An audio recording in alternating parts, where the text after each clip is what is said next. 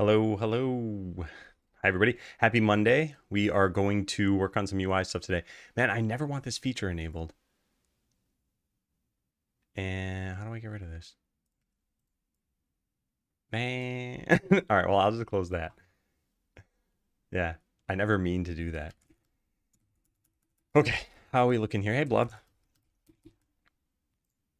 Hey, Cuddlefish. Hey, Leap Your Girl.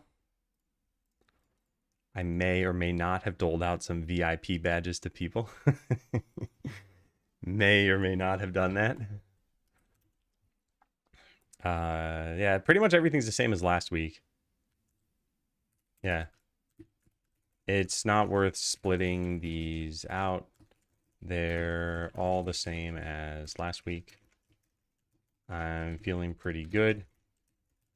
I even took a day off. Well, mostly. Even took most of the day off on Saturday and felt super guilty. So I worked extra hard yesterday. All right, nice. Hey, Atomic at Kevin. Hey, Schwartz. Launch month. I know, it's finally upon us. Kind of wild. So yeah, I spent a lot of time yesterday getting done with something that I started on Friday. I now have files for every single piece of sheet music in the game. Is that right? Yeah, I think we only have the 6 track. I mean, I could just check. Let's just go check. Assets, audio, music. We should only have 6 things, right? 1, 2, 3, 4, 5, 6. Yeah. I first get it twice. Did I remove it from you at some point? Or do you have 2 accounts? Because neither of those make sense to me. So please let me know. What is VIP? Nothing. It's just a badge. And I looked through a bunch of things. It's not like there's a rigorous process or anything. I looked through chat logs. I looked through a.bot.land/points. I looked through the subscriber list and something else. Yeah, I guess like recency and kind of volume of chat, whatever. I don't know. Are we all? Well, the people who are here early in the morning are very likely all VIPs. Maybe mod back in the botline days. I lost it at some point. I unmodded myself. Oh, huh. ABC. Just a bunch of diamonds in chat. Okay, so tenants are done. Hey, Tommy.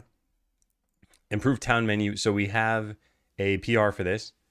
Did what I could, added the images and such, but there are a few things I couldn't figure out and don't want to get too into and ended up breaking something.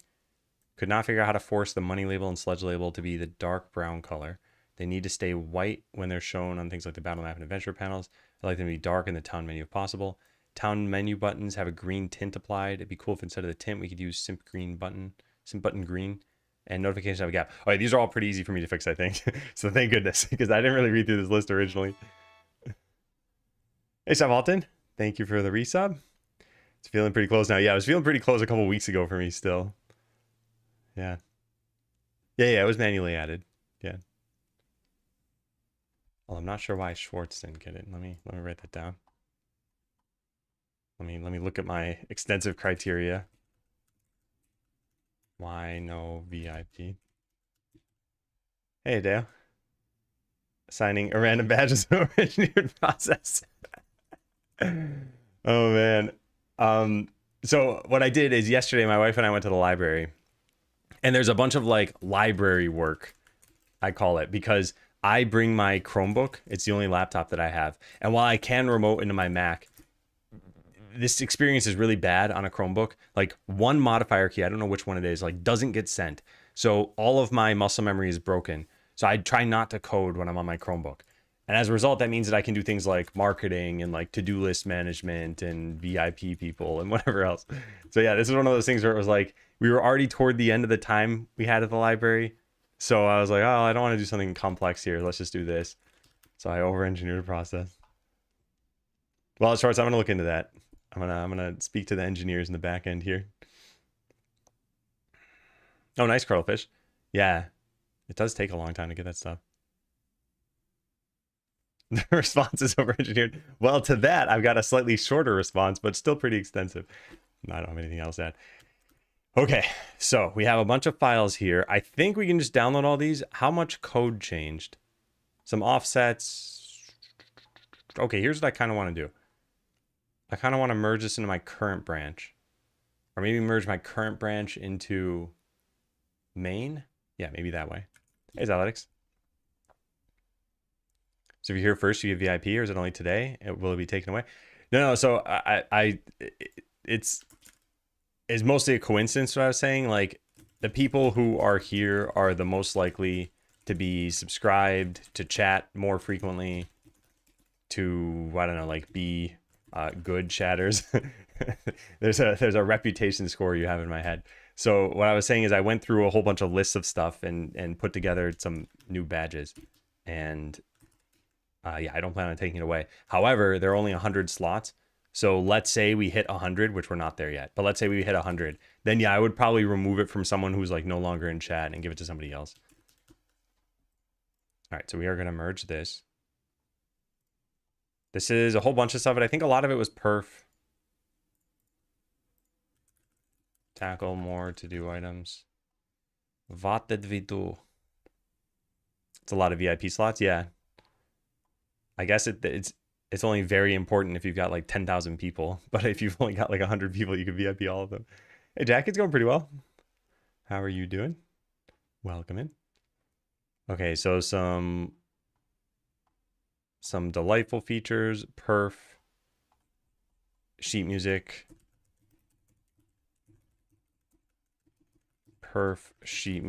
and backlog.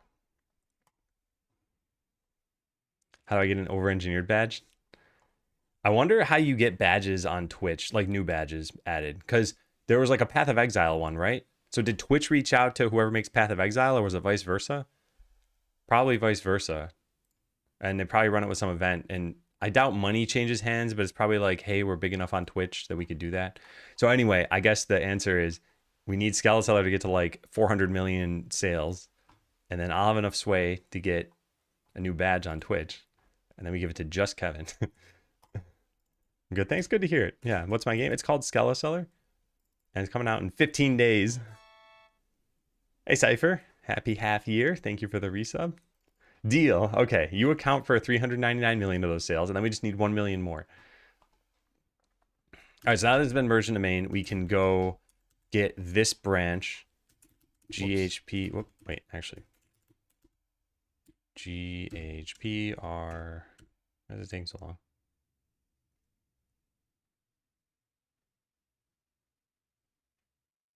What? Why did it need to download megabytes? Was it just the new WAV file I added? Because this is quite a lot.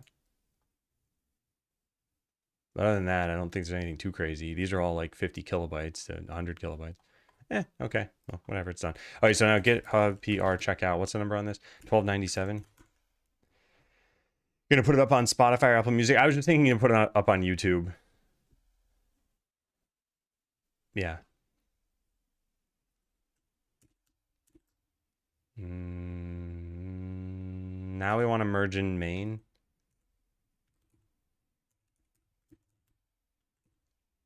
I don't know how hard this is going to be. Oh, that's simple. I was expecting there to be a conflict. I've modified like everything. All right, so now let's load this up. It's going to have an incorrect font color, incorrect spacing, and one other issue. I don't recall what that was. I'm very much looking forward to seeing this. Notification, green tint. Oh yeah, green tint. Okay. Yeah, we can change all these things. Volunteers acting in a way which is difficult for me to handle. Or a lot of people. Oh, nice. Yeah, I'm glad. I mean, I'm sorry to hear about the rest of the message, but I'm glad at least about the VIP part of things. Are you ready? I haven't seen this myself yet. All right, so yeah, we got to change the tint on these buttons. But otherwise, I think it's pretty good. And then, oh wait, that notification just showed up. I wasn't looking at it. Yeah. All right, I can fix that. And then the color on this, we want it to be dark. And these, I wonder if we want them to be centered still, because then they're going to look off like that. We could left align them. I should ask Quickie Joe about that. I'll put some questions here. Do we want to left align the ribbons? Or we could put them in a grid. I don't know. All right, let's just make a new game so I can take a picture of that. It's like dirt simple. That's simple for me to left align this because I just have to change a thing. But I don't think this looks as good right now.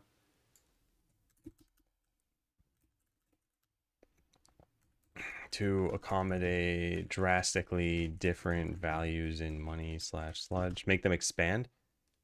Oh yeah, that would work. Wait, would that work? No, that wouldn't work. Because if you center it, you'd still have... Yeah, you need to align them on the left or the right for something, right? Hey, Sunset Night. Getting close, that's right. Oh, man. Okay, so... I gotta change this, and then buildings. Buildings have to change as well. So we have, I think, 4 things to do. Get the money and sludge labels to have a dark text color. And then instead of tinting buttons green, change to synth button green. And then the final one of these is remove gaps between left side of screen and notifications. And then what was the thing I just came up with? Oh yeah, change the available buildings menu. And probably left align the ribbons. Maybe it's a V-box, right? If so, could make the ribbons themselves expand the whole width, then maybe left align the text. I don't think I understand what you're saying exactly. You want the ribbons to take up as much as possible?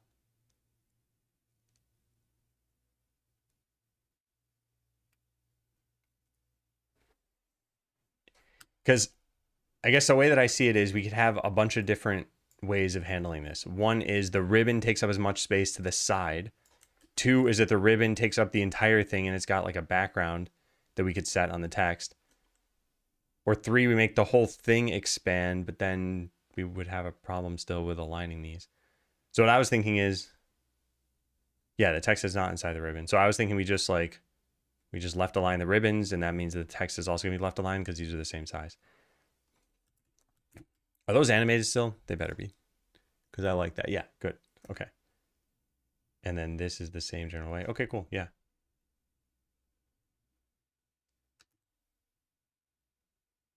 Okay. Yeah, let's get to work. So get the money and sludge labels have a dark text color. Let's go take a look at that. So that's coming from town menu. We have a theme here. The theme is town menu. And then we need a theme specifically for this money label. What is this? It's an HBox container, which inside has a regular label. Is that what that is? It must be. Yeah, regular label. Okay. So then what we can do is we can change the theme variation on this to be something else. So let's go find label. I forget how you do this. Let's do currency label, add type, and then I think you set the base over here. Yeah, nice. So we add in label. And then all we do is customize the font color. Where's the color? Oh, it's over here.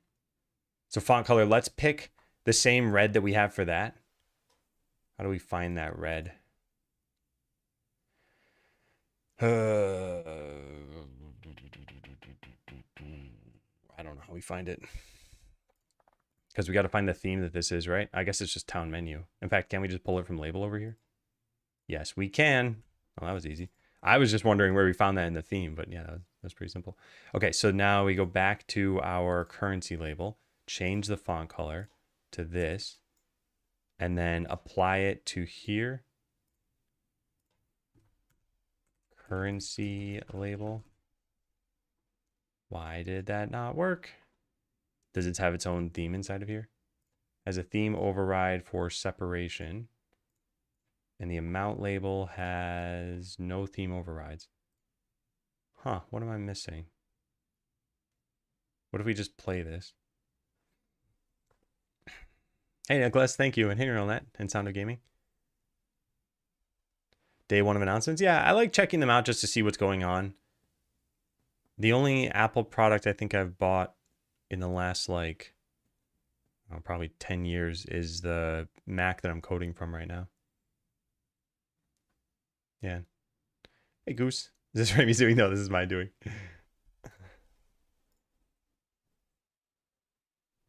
It's not a Twitch glitch. Okay, so I have not done this correctly. What am I missing though? Why is currency label not enough for this? Maybe because this is not a label and I need to set it somewhere else. I didn't think that's how this would work though. I guess we could give this its own entire theme. Yeah, what happens if I load in a new theme, like dialogue theme or something? This does not seem to have an effect either. Huh. So what am I messing up here? How does this not work how I expect? Oh, maybe this has something different? No. Oh, it does have a font color that's explicitly set here. Oh, let's just delete that. Oh, that was easy. Okay, so now we should be able to set the type variation on this to currency label. And then we got to... Okay, that still didn't work. Then maybe it's because this thing also now has a font color set. It does not. I will figure this out. Yeah.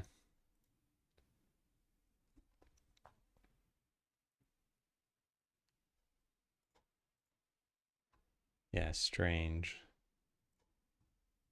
Okay, let's change the color over here. Yeah, that works. If I set the type variation here to currency label, does that do anything? It probably wouldn't know until I launch the game. And even then, this is not how I should do things. But this is how I'm pretty sure this should work, unless I have to make a new theme. Okay, so now it's dark red. But I don't want to do that there. Now what is it? Still dark red. And it's probably red over here too. Yeah, that we can change later. Well, let's try running this again. Oh, now it shows up as red. Okay, great. I don't know what happened there. I don't know what caused that to all of a sudden get fixed. Yeah, good. It's still red. Okay, so now I just need to fix the white text over here. That should be pretty simple. We go to panels, tab, or panels top bar. This does not have its own theme. That's okay. Panels tab container does though.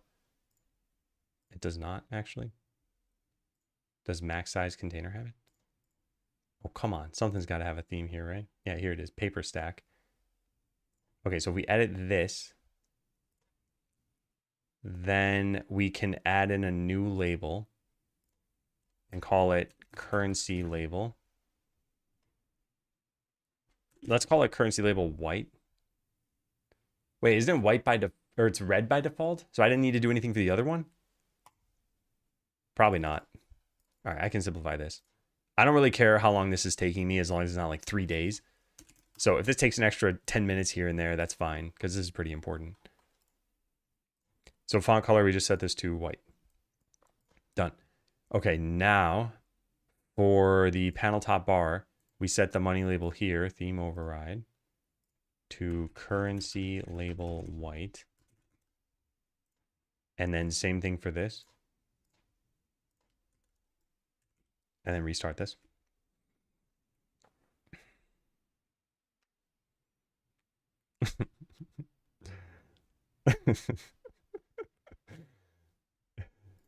Yeah, you all have a point score, which you already knew about. But now, every day, you lose 1 point. And if you fall below 3 points, you get booted from the stream forever. Okay, this is still not working yet. It needs to have the right theme applied to panel's top bar, which it doesn't. Yeah, this doesn't have a theme. Then why does this look white?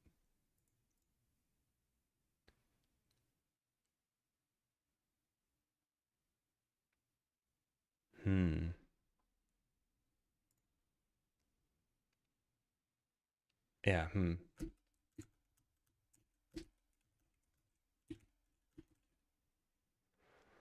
We're just it goes in each individual panel. Yeah, here it is. Oh, okay. Well, I guess in each case, we just want that to be white there. The other thing we could do is we could just edit these, make them expandable. And instead of setting a theme at all, just change it there. All right, I'm going to do that because it's easier. Amount label, yeah, let's just override this to be white. And same thing over here.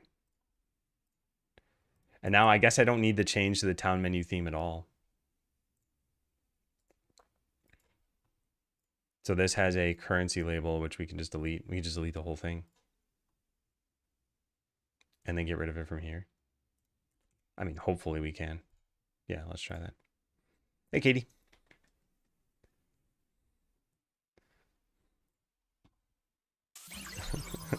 Hey, Wendy. Thanks for the raid. Welcome in. Welcome in. Hope you are all doing well. We are right now trying to get the new town menu in place. And yeah, so the first step was to make sure that over here this shows up in a dark color, this 100, and here it shows up in a light color. So that is looking good now. I should have taken a picture of the before of this. Although I guess we have it on the Steam page. Hey, Phil M. But yeah, howdy everybody. Hope Oceanborn's going well. It's nice to see you more frequently than once every 720 days. Yeah, so this menu at the upper left, this is what we used to have. And now we're working on this new theme here. I also need the button textures to be correct. Make sure the button textures are filtered correctly. Stay in my good book. I mean, so I think like by default, like new chatters probably start as neutral. It's not like you're in some like bad territory.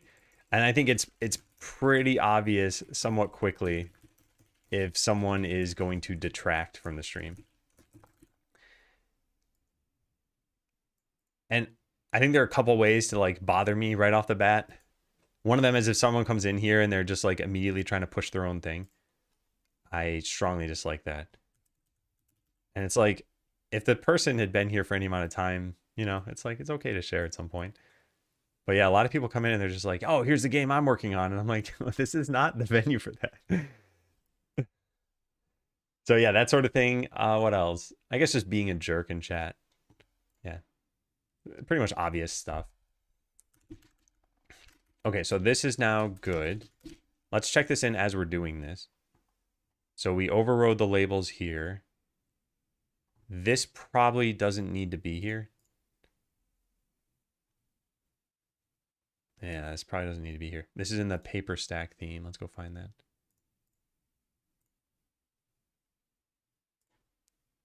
Which is right here. Edit, currency label, delete. I know I could have deleted it from the TSCN or TRES file or whatever, but this is good.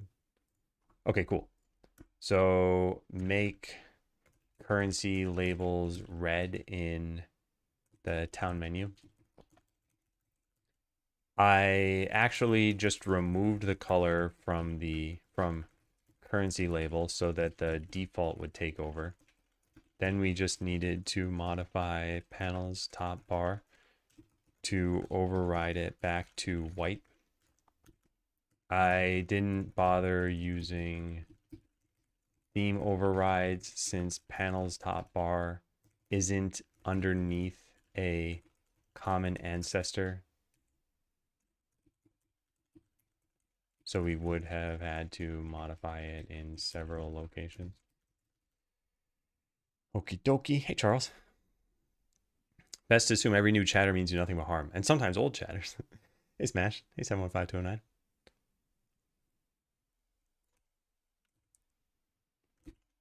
Yeah, I think people are generally nice in this stream.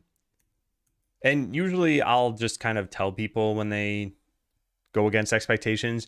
And usually then they just end up leaving for good.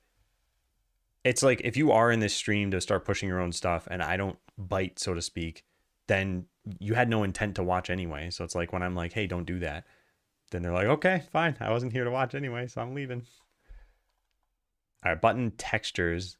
All right, this one's a little bit more subtle. These look a tiny bit blurry to me, which I assume is because we don't have the filter set to nearest.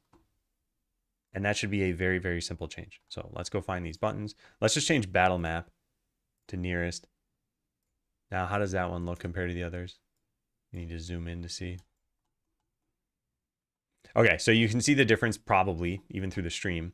These pixels show up with sharp borders here, whereas here they show up with fuzzy borders. The text looks basically unchanged. So I think we want this, in which case we need to select all of these. Is there a way to collapse everything in here? I can just press left a bunch. There we go. And now I can select all these and change their texture filter to nearest. Okay, now they should all be changed.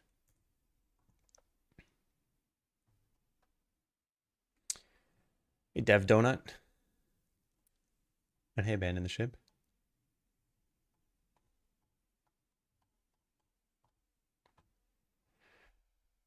Are you tall? I think I have a height command.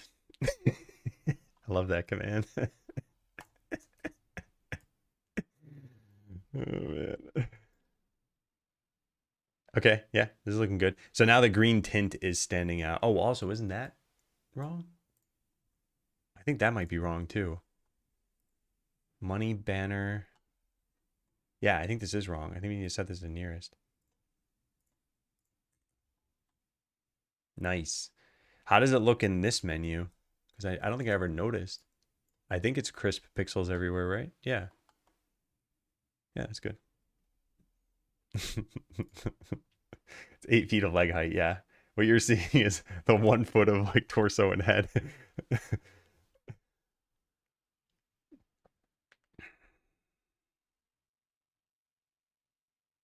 Indoors nice to remove it, but that was weird. Yeah, I saw they came into Twitch first and they were talking about something that didn't totally make sense. I didn't, yeah.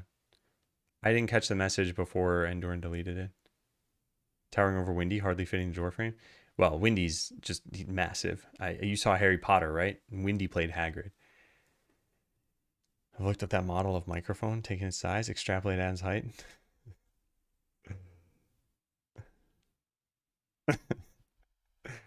Corpsey. Corpsey, I want you to have the best day of your life too. You know, we use humor as a weapon sometimes, but I care about you, Corpsey. You should have the best day out of anyone in chat. All right, so this is just adjust some texture filters. Wait, why did only 3 of these change? No, that can't be right. Did I not actually look at the rest of these? Or did I not press save? Is that even fuzzy? That is, I think. I didn't forget to save. What did I do then? Yeah, what this is set to inherit. I selected a bunch of these. I went down to texture filter and chose nearest. Oh, maybe it doesn't work when the very first one is different. Okay, well that should fix it. Yeah, this is why you check diffs. You do not have to apologize or explain. We understand where we stand. All right, well, good. As long as there's no confusion about this. Hey, Puppet, how's your weekend? It was pretty good. I spent Saturday mostly slacking off, and then that led to feeling guilty. All right, take care, Windy. Got a dash. I know what your favorite Morse character is as well now. So, yeah, I kind of slacked off. I played some Diablo 2 Resurrected. And what I've found is that if I'm going to waste time, I need to be in the right mindset.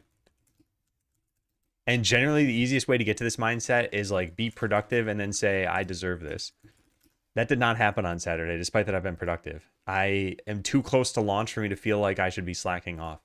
Now, there's a very, very dangerous thing on the horizon, which is Slay the Spire 2 is coming out on March 5th. And I really want to play that. So we're going to try to work a lot this week. And then we can maybe fit in like 3-4 minutes of game time. Then back to the grindstone. Then another 3-4 minutes of game time. Sounds like you need a health potion. In fact, that's all they sell at that shop. Hey, Showboat. Ask them to postpone it. Ask them to bundle with Skeleseller. Okay, so adjust texture filters on town menu buttons and town menu. The buttons and ribbons needed a nearest filter. Okie dokie. So that's done. Instead of tinting green, change to a different texture. Okay. So do we use that texture anywhere?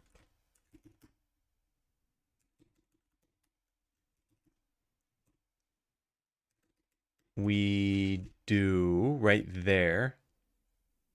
So this is a different style box. How does this get loaded in?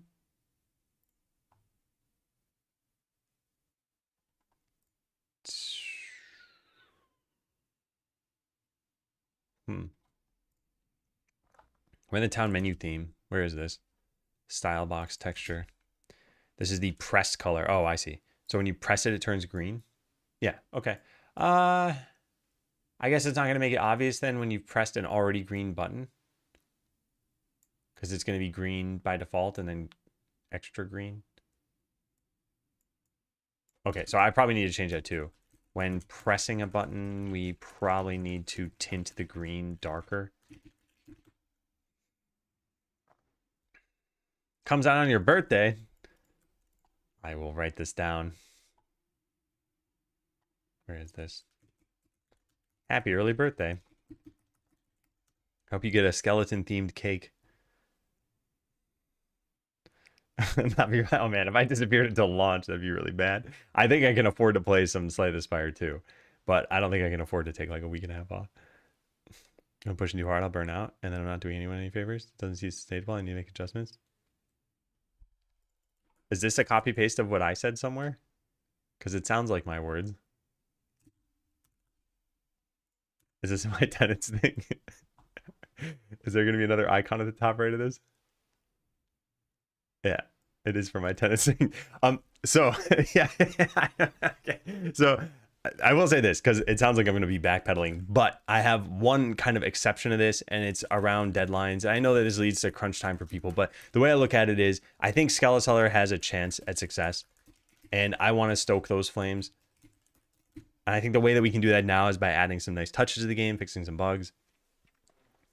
And I don't feel like I'm burning out, and I think I'm set up well in my life to do this stuff right now. So I am keeping an eye on this still, and that's why we do tenant reviews on Monday. But yeah. All right, so townmenu.cs has the modulate. We're going to try to get this to work for one of these. Let's do it for the adventurers button. Let's see.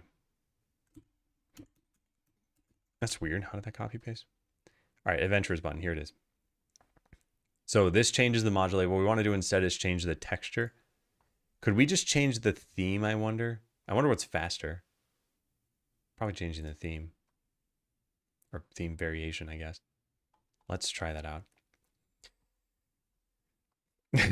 I appreciate the grind. Yeah, and I'm probably gonna appreciate it afterward too. It's not even that bad. Like yesterday, I spent a lot of time working. I had instead of my green screen, I had my piano set up, which was great. I think if I'm ever gonna transcribe music again, I think the lesson is like have a piano, not one of these tiny keyboards here. These things. These are probably good for just typing out melodies, but they're not good for when you've got actual music. So yeah, I spent a lot of hours on that. I actually, oh, by the way, I cleaned up one of the tracks.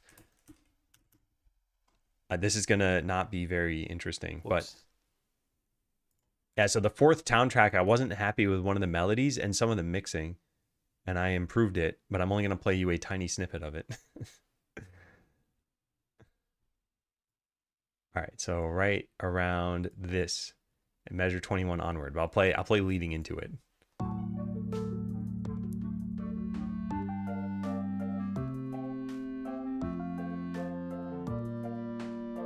Okay, there, that's it. Sounds great, right?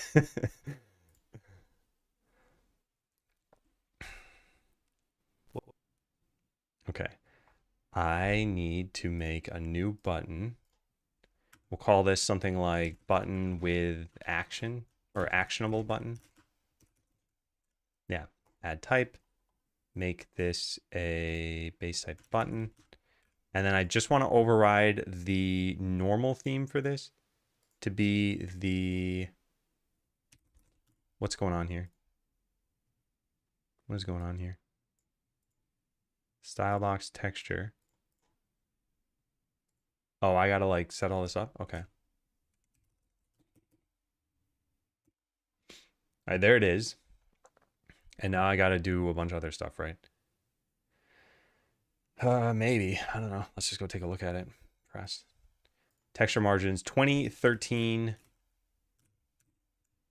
13, 24, 16. Anything else? Content margins 0406. 0406. I think that's it. Nothing else has buttons next to it. This is path. Yeah. Okay. All right. So now we go back to that and change these numbers to match. So 20, 13, 24, 16. And then content margins 0406. Okay. So that now we have an actionable button. Now what I want to do is I want to change the theme variation here. Toggle skill tree button dot theme variation. Yeah. Nice equals. I'm guessing this is a string name. Yes, it is. All right. So we go to Godot string names and we find some theme thing. We don't have it. Shader, animation, group, node, input. Oh, we don't have theme type variations. All right. Well, let's copy paste then. Theme type variations. So this is going to be actionable button. And that goes here, Godot string names. And it's technically based on this. Otherwise, we set it to just nothing. How do we null this out? Is it nullable? Can we null it out? All right, let's try that. And then too many keys. Have you seen this video by any chance? My birthday present for my work is being pepper sprayed. Are you working in some kind of like security? Because I've heard that that actually is a training exercise to understand what you are wielding. And given the casual tone that you have here, I'm guessing they didn't like maliciously do it to you. Okay, so this is not working. Or maybe I messed something else up. How do we test this? Theme override. Here. Okay, so set this to actionable button. Okay, that is correct. So what did I do wrong? Oh, is that higher adventure? Oh, yeah. Whoops. Okay, I think I just modified the wrong button. So then we technically could get this to work. We just need a skill point. Yep. Yep. This is the wrong button. We have two buttons that have adventurers in them, higher adventure and adventurers. So I need to just get enough wisdom sludge for a skill point, which we then click debug. Ah, look at that. So that's now a nice, pretty green instead of a modulated green. All right, cool. And then when we spend the point, it changes back. Nice. Great. Hey, Sophomire. Hey, yo. All right. All right. So we just go change this for everything. And we can null this out. Security related. Got magically scheduled for additional training mid-March. Oh, boy. Yeah. I've heard people react sometimes very differently to that. And I can do some wild things to you. Yeah. Well, anyway, I hope it's not the end of the world for you. I guess they've shown that it's not dangerous enough for there to be permanent damage. It's one of the things I'd be worried about. So anywhere we have light green now needs to be deleted in this file. This is good. Cool. I'll just keep copy pasting this. Light green. How many more of these? 11? Okay. This button, I guess, just always has a theme type variation of actionable button. Cool. Let's keep looking through this. Toggle perks. Oh, nice. This is AI to the rescue. Jeez, I don't need to type this out anymore. Yeah. This is exactly what I want. This is backwards now. This messed up. Endurin, thanks for the resub. Happy 68. Just think it's crazy. It falls on my birthday. Yeah. So if you're on a quest, this is white. So we changed the theme type variation. I believe you did. Yeah, I don't know. There's always been weirdness about this on Twitch. I just give in and thank people again. All right, that looks good. So highlight green, what is it even for? Perks button. I guess we don't really need to care about this. And it's not really a highlight now. All right, nice. So every single one of these buttons should be done, I hope.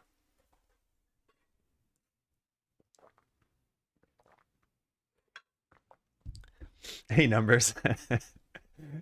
715209 just rolls off the tongue. All right, check it out. We got some nice looking buttons now, not in this menu, but we'll fix that later. All right, love it. Yeah, so the only thing I want to do is change it so that when you click a dark green button, or sorry, a green button, that it turns dark green. So let's copy this into pressed, paste as unique. Sure. And then just modulate this a little bit. Are we modulating? Let me just change this red. I want to see what happens when you do this, because I don't know if this is going to affect the text inside of it. I don't want it to affect the text, just the texture. So all we need to do is find a green button and click it. And if it turns it, yeah, nice. That's what I want. I don't want it to be dark red, but that's easy enough to change. So now we just modulate this a little bit darker. So like there. Yeah, how's that look? That's maybe a bit too dark.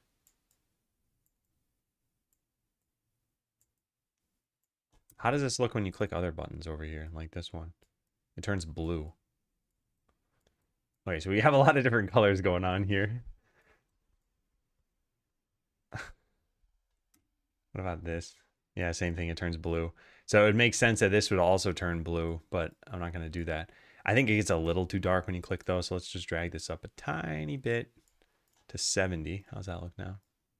Yeah, that's nice. And then I think these two, this should probably just change to darker blue. That's my guess. Because having it turn green makes it look like there's an action. So how do we get back to that? Over here. All right, so pressed. Normally, this is a blue one. So copy this, paste as unique. Okay. Click and choose 70.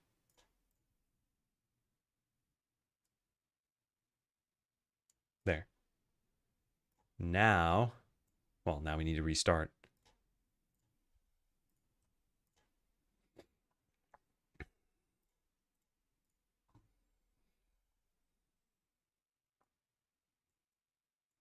Yeah.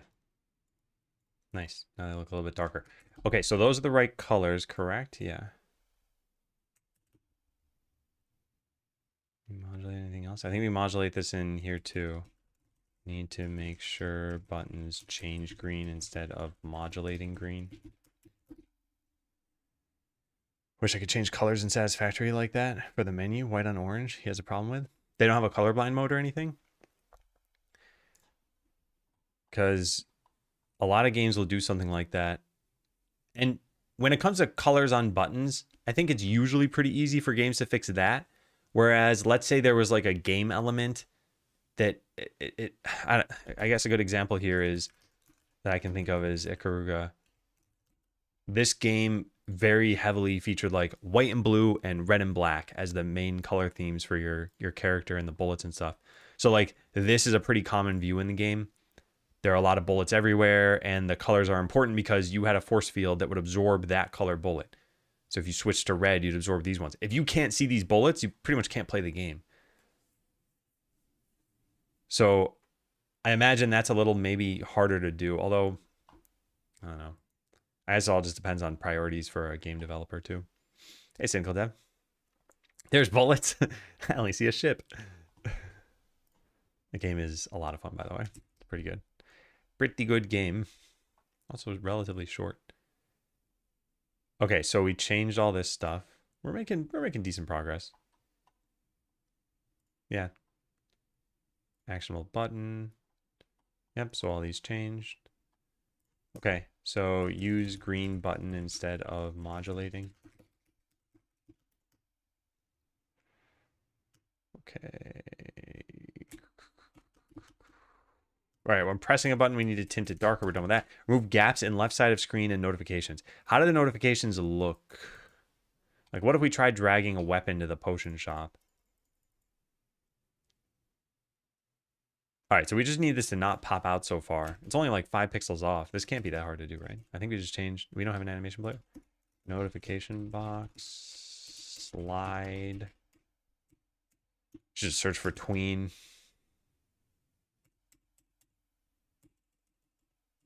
So we have, what, 3 things tweening the X position? And 2 things tweening the color? And 1 thing tweening the scale? What is this third one? What calls make tween?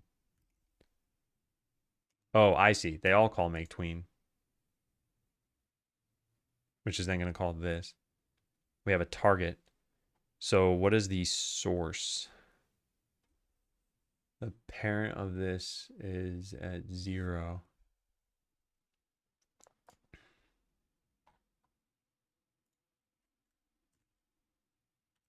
We must have slid this in further then, right?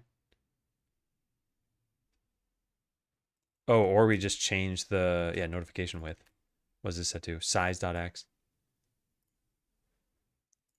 It should be the size of this. Yeah, I don't see a problem with that. Can I get a persistent one on screen? I guess if I get rid of this.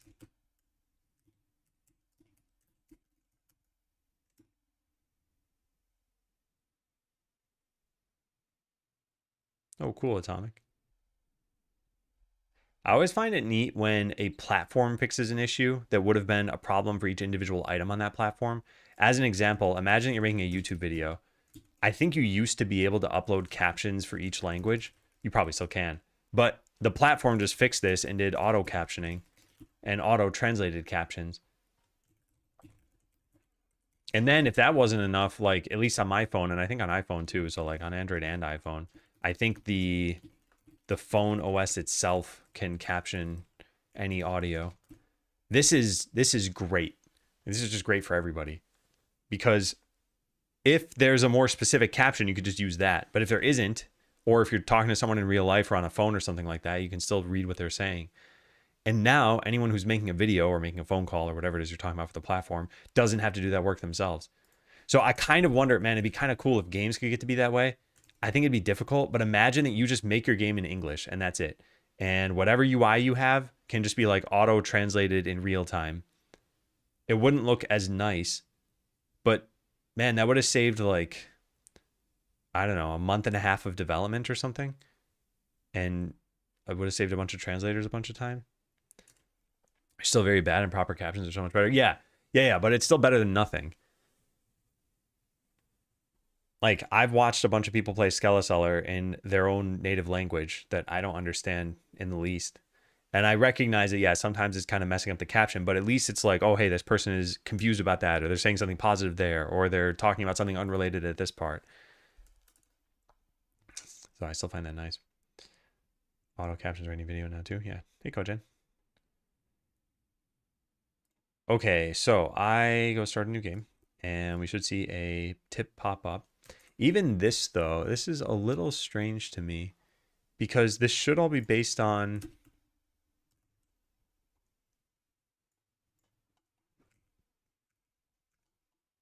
Oh, it's the VBox container parent. I see what's going on now, because even this is offset. Okay. So we'd have to change how we do the margin container for this.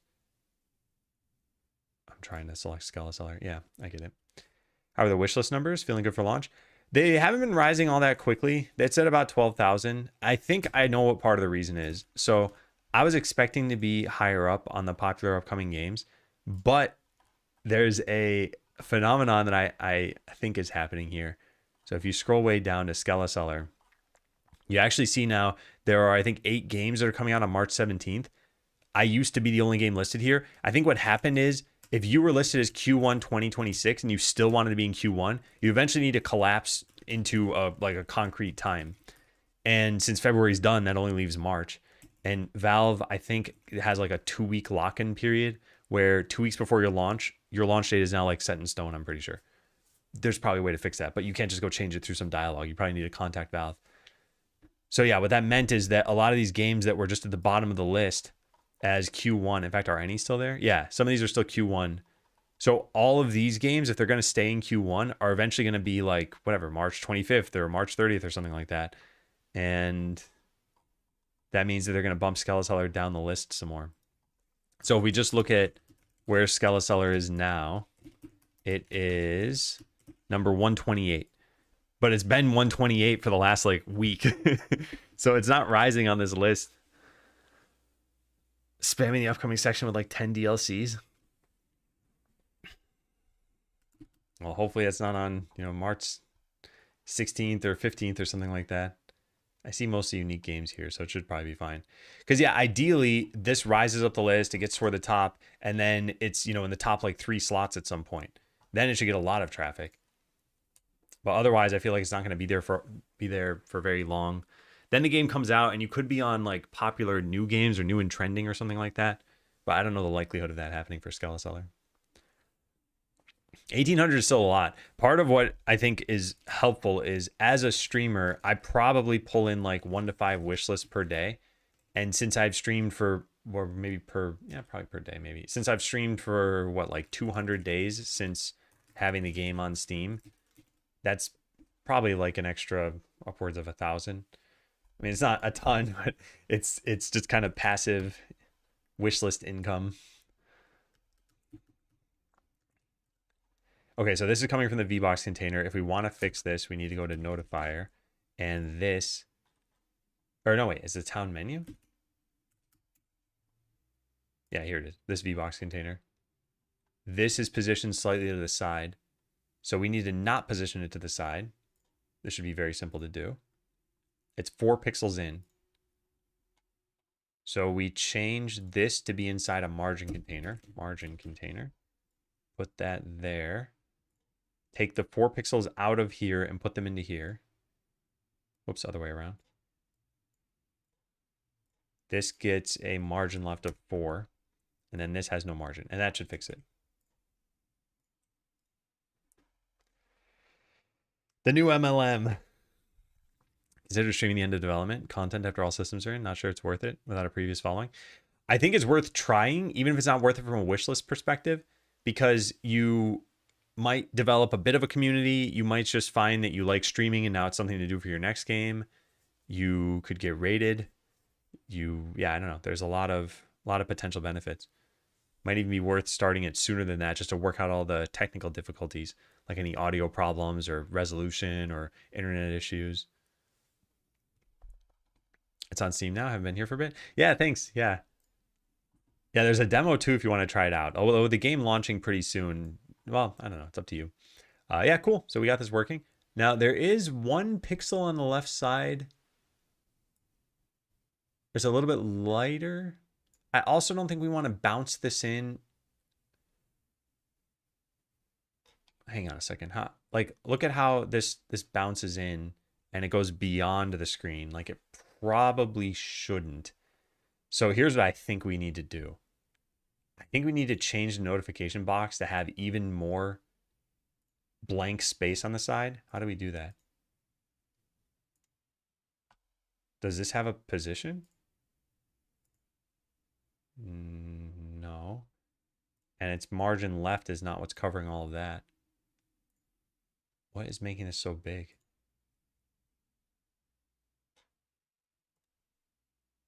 It's just this.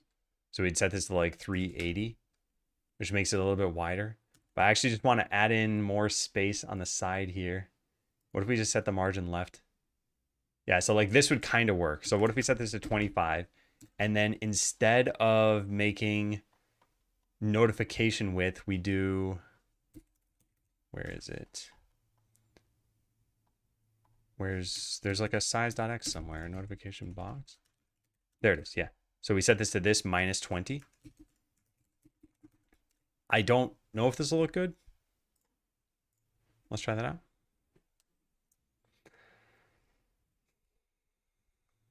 Or 2-year-old and 8-month-old screaming in the background.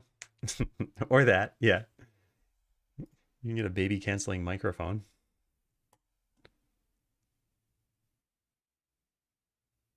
I don't think that worked. Subposition and negative notification width. All right, I probably shouldn't have changed this here anyway. Hey, Sarah, it's going pretty well. Making good progress so far. Slide in position plus X minus 20. Let's do that. And then slide out should be the whole thing. Yeah. Any suggestions for streaming or putting audio over short form videos? I've been using like a cheapo mic that I got 10 years ago and it's still been fine. With that said, I'd probably get a dynamic mic instead of a condenser mic. You can find out more about this online, but in terms of which ones to get, I don't know. I've just had the same one the whole time and I've been pretty happy with it.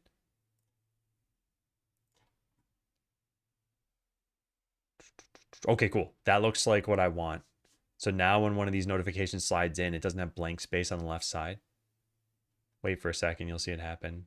And then I can show it in the video. That looked a little strange, right? Let's take a look at that again.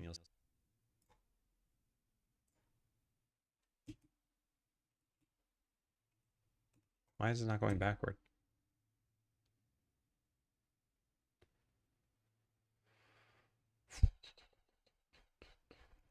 Come on.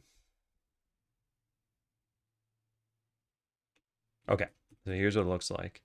It slides in. Yeah, it does go way beyond the boundaries. This is what the elastic thing does. And then it goes back down.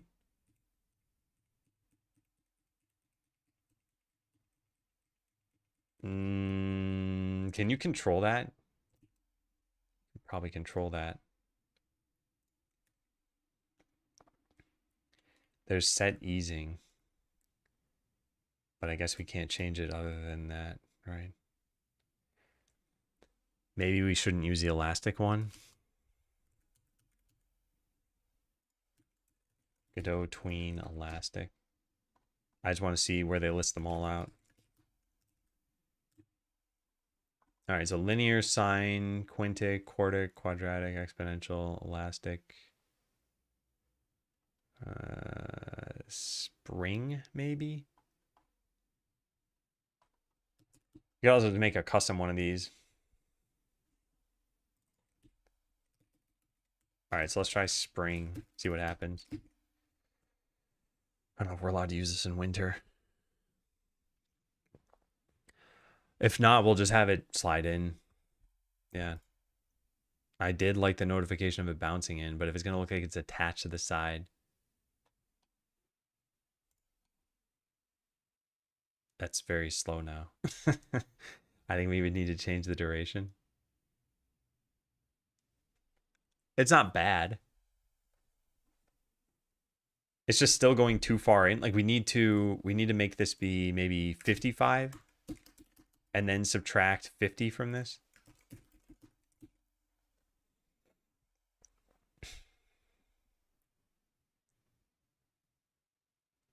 And even then maybe I didn't do this right.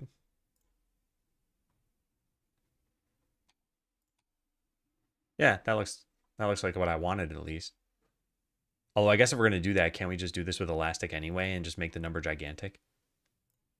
Yeah, I don't see why not. 105 minus 100. Set this back to elastic. And we just do this until there's no white space.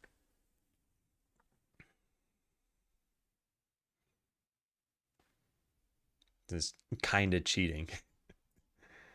But isn't that what game dev is? Just a bunch of little cheats. It's still... Oh, that one looked weird. What about the tip? Nah, that one looked fine. Why'd that first one look strange?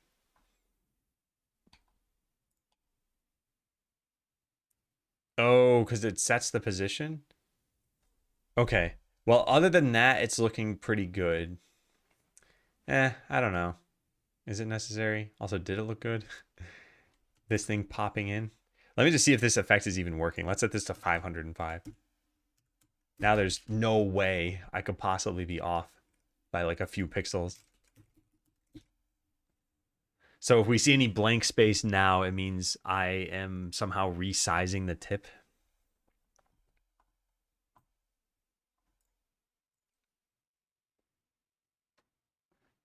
Yeah, so we don't see any problem there. We got to wait for the other tip to pop up. It should be in the next few seconds. Yeah, there. So now there's no blank space. So we know that this is a way you can achieve this, but whenever you open new ones now, it's going to show you all that blank space. So we'd have to fix that. But yeah, the effect works. So how do we fix that? Don't we iterate over all existing notifications somewhere and do something? I would have thought so. I don't see where we do that though.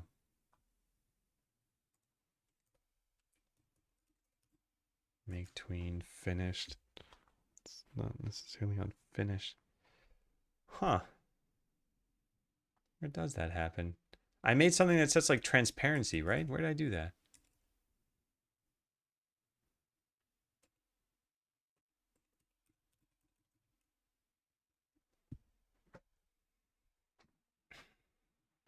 Num notifications open but not freed.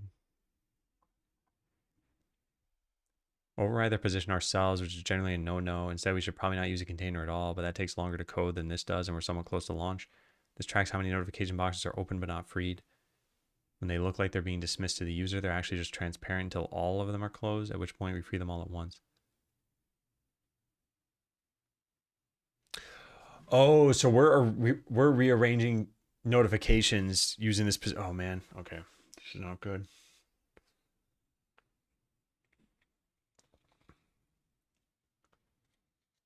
There's another thing we could do to fix this, which is extra cheating. We can get rid of this massive margin here once it's come in.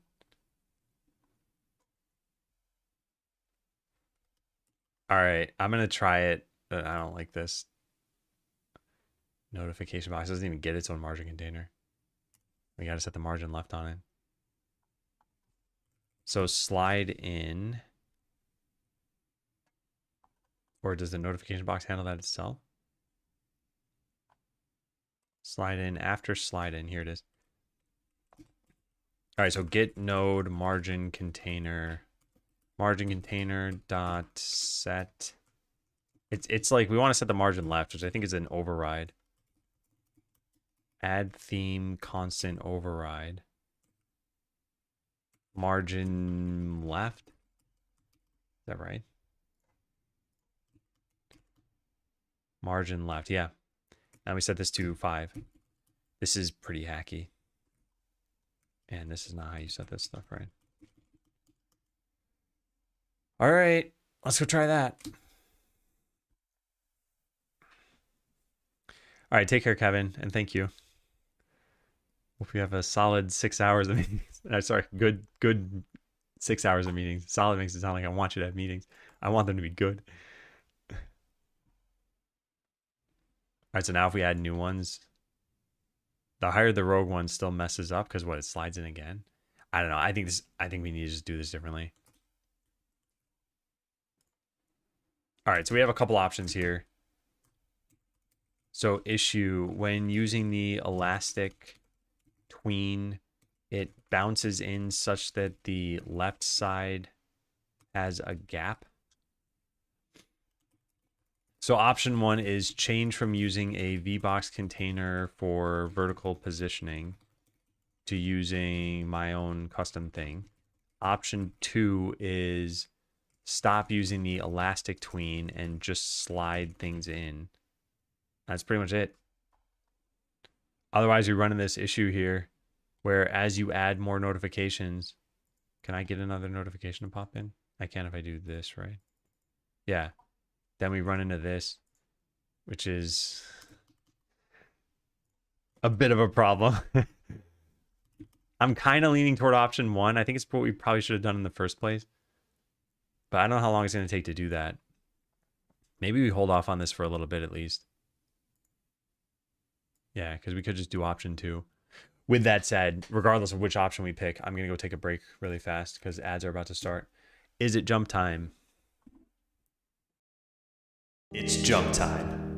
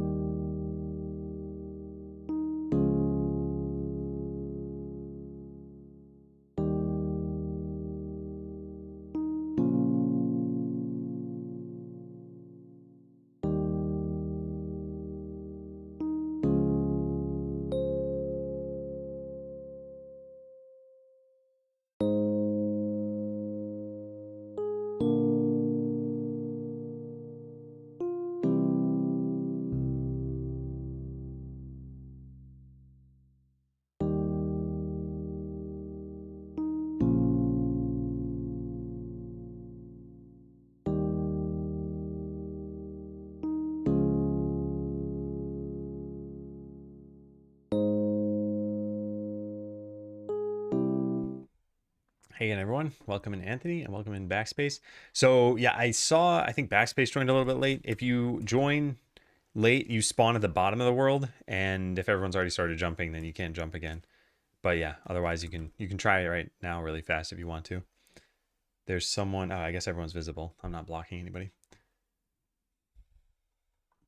Did you end at the same position? Is that what? No, never mind. You were off by 32. I had no idea what's happening. Yeah. I know it's a little confusing when you join it first. The whole rules are there. But yeah, the basics are if you just type J, it'll jump straight up. Positive numbers are to the right and negative numbers are to the left. So J -10, for example, is like a slightly to the left jump. And same thing like J10 would be slightly to the right. Why is this not working? There we go. Anyway, close the game.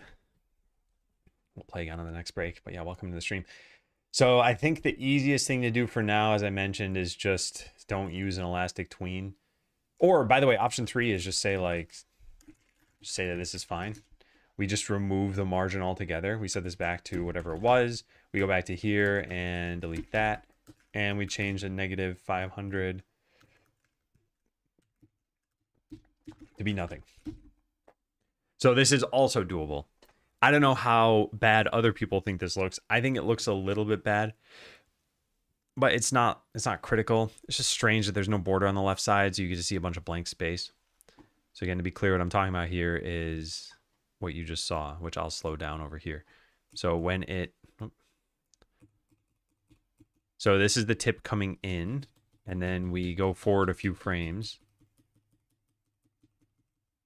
Oh, wait, did this go? Oh, hang on. Okay, fine. I'll just repeat this. Let me wait for this to pop up, and then I'll freeze frame it.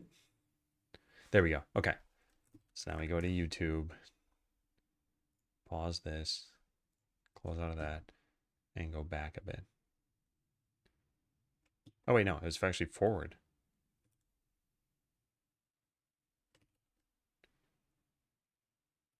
Come on. Come on. There. Okay. So this is what I mean. See how it's going off the side of the screen? Do people think this is worth fixing? Because I think it looks a little strange. Also, I guess it starts by going like way off the screen and then bounces and then bounces and then bounces and then stops. And this is what it should look like. What are you working on? Haven't checked your stream for a couple of years. Last time you had left your job to work on some kind of robot game or something. Oh, that was like 10 years that I was working on Botland. Since coming back this time around, I've been working on Skeleseller, and this is a game we're launching in 15 days. So if you are at all curious, you can check out the Steam page. We have a demo that you can play there. And yeah, it gives a pretty good insight into the game. As newly into VIP, I don't think this matters. Okay, yeah, I'll just get rid of it for now then. Okay, cool. So then we fixed the actual problem that we had. This offset right, what is this doing here? I don't know what that's doing there. What is that? And what is it on? It's on the panel container, which is this. Where even is offset right? Oh, did I change the size? I might have changed the size. I did change the size. I didn't mean to do that. Okay, so all we did is we changed the VBox container, added in a margin container, and that's it, actually. So yeah, let's go try this out. Hey, Jesta, you're aging really well. You look the same as when you were developing Botland. I don't think I look the same. And I think this is one of those things where, have you ever seen a TV show that's had more than, let's say, like 7 seasons, and you watch them from start to finish, and then you go back to season 1, and you're like, oh my God, like they look so different. When you're watching season to season, it's not very stark, unless there's some like drastic weight loss or weight gain or something like that. Like, yeah, okay, you can notice that. But otherwise, like normal aging, you don't really notice year to year. Then you jump backwards and you're like, oh, they're 7 years younger.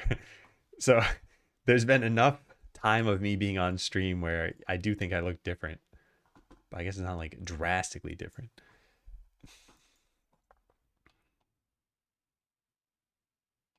Okay, so we got to look at colors of all of these things too. Why did that not do anything? Oh, maybe because I clicked the wrong button. Yeah, like this is not great, the color I have there. I should probably change the tint for that. Have you seen the Scrubs reboot? Time Has No Mercy? No, I haven't. Scrubs reboot premiered on like a week ago. What? What? Man, Scrubs is a show that I do not think aged very well in terms of humor. And it's not like that old. When did the first season come out? 2001. Yeah, I mean, 25 years, depending on what you consider old to be or not. But like 25 years for a TV show, I don't think is too crazy. And yet you watch it and you're like, oh, you can't say that stuff nowadays. And also just that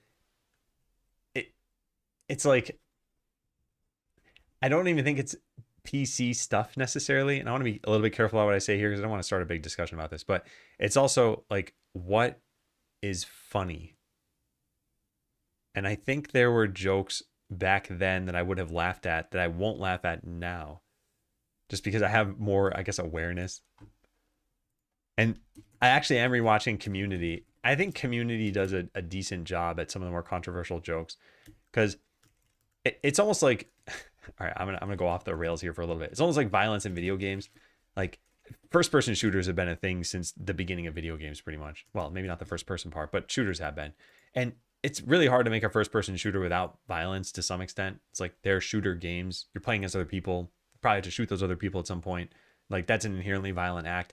And yeah, I don't think it's glorifying violence. So I think when I'm watching a show like Community, there are what I'd say are like negative jokes, but they're done from a negative character who's shown to be like a bad character. Anyway, I don't think Scrubs did that. I don't think they showed that, like, oh, hey, these characters are wrong for thinking this way. That was just the zeitgeist of jokes for the time.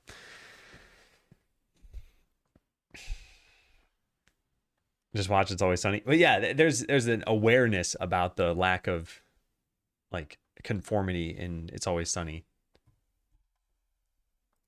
I think it's when there's no awareness about it. Anyway, so snap notifications to the left side of the screen. The VBox container parent used to have a position, like used to have x equals 4, which is why these didn't align to the side of the screen. Now they only don't align when they're being tweened in, which probably isn't worth fixing. I tried briefly, but I think we need to remove them from the VBox container entirely.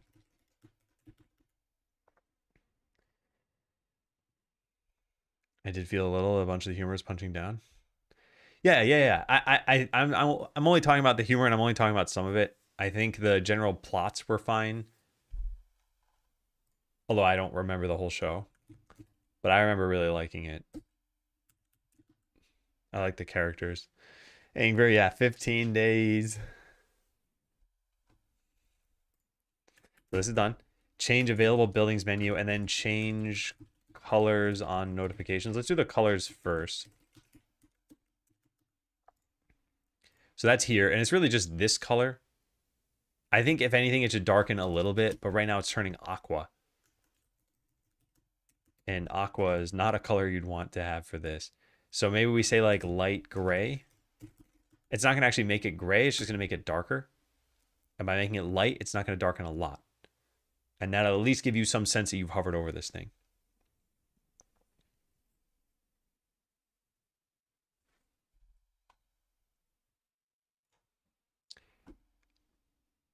So let's see. Yeah, I think that's good. Right? It's pretty subtle. You hover over this, it changes slightly. By the way, even if there's no indication, it'd still be fine. So it just shouldn't look blue. Now, something I do wonder about is that a graphic that's red, or are we tinting it? What are we looking for here? Notification.png. Yeah, it's the graphic that's red. Okay, I think it's good. I think it attracts attention. I think if it were the same color as this, it might not. So that color has been fixed. And then what about errors and stuff? So let's say you do this. So it does show you a red bar there. Some of these are not red bars. Oh, and then also we need to look at this. This is going to resize this thing. 5, 6. Okay, it should grow in a second. I need to look at that too and make sure it doesn't go off the side of the screen. Why is it not growing? Did I count to 6? It's not the first tip. I've had that happen too many times. But it should increase in size. There it goes. Yeah, that looks fine.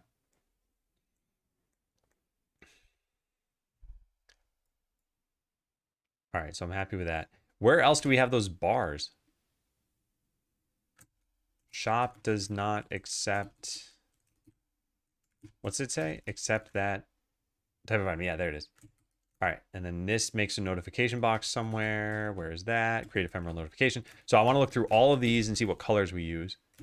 It should be very few. Info color, that's probably gray. Yeah. Error, red. We literally type red. What is error color?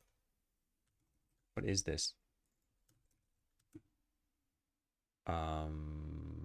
CSS? Color colon dot foo, whatever. Shouldn't it have a color selector here or something?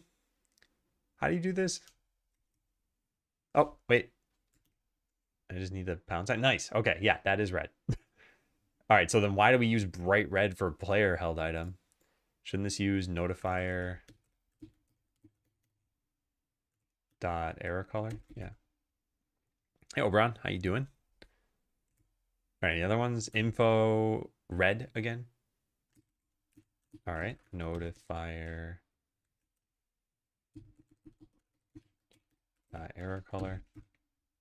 Info, parameter info, and what is this? Color. What is the color we pass in? Color.red and color.yellow. All right, let's do notifier dot error.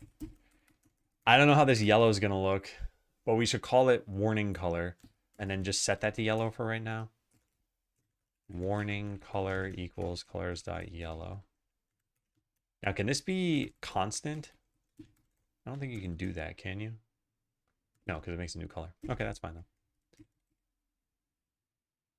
All right, so we got to go test if the new red looks good. And then we need to test that yellow, which only shows up in one place. So we'll just need to hard code something else to be yellow for a second. So we are 15 days away from launch. I'm very excited. I'm still trying to figure out what should my celebration dinner be. I'm thinking sushi. All right, what am I doing? I'm thinking about sushi is what I'm doing. All right, yeah, I like that. I almost wonder if we should change it to be slightly brighter now. Because it doesn't stand out a lot. All right, here's what we do. We load this up. We make a new scene. We make, I don't know, a color rect. Is that even a thing? It is. Yeah, and then we pick the color here. And then, so here's our color swatch. I want it to be slightly brighter. So we could do that. Yeah. Now it's C44949. Great. And then yellow. Let's go try that one too. How do we do this? Let's go to town, unhandled input. You know, let's just delete this for a sec so I can just type page up and not have to worry about anything else. And then do notifier, or what is it? Create ephemeral notification. This is a test warning. Okay, let's try that. How big is that smile gonna get as you get closer? Hopefully bigger. Hopefully I'm not like, oh, I'm panicked now. Hey, Flare. 30 streams? I don't think it's gonna be 30 streams. I think we will be cutting out more streams as I do marketing and video creation.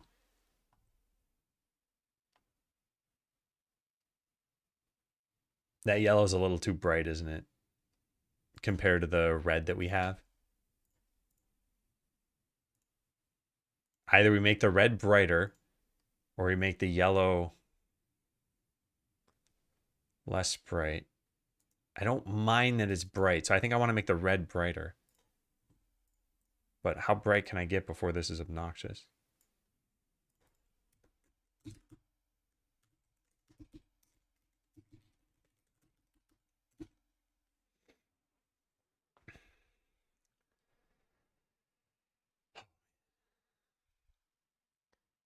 So much to do.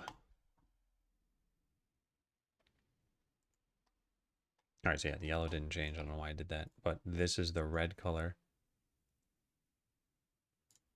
Yeah, so I like this. What I don't like is that now these are two different, like I want this to be, here's what we can do. We can just select this and then just change the hue to be yellow. Oh, we didn't even need to select it. I can just make it yellow. Done. Okay. Now we do colors, color dot from Hutumel. Good. Thanks, hypertext.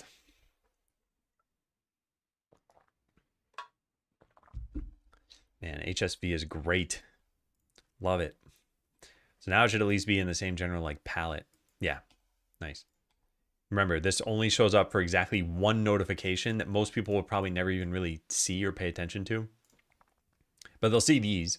This happens pretty frequently. It especially happens, a lot of players see, whoop, oh right, I deleted that. So there's no way to get rid of this off my cursor. The first place that most people see this is when they unlock the farm, and then they try dragging a potion in here, and then the next potion won't work because they already have all the seeds on their plots. So now it says that over here. It also now makes a bonk sound, I think.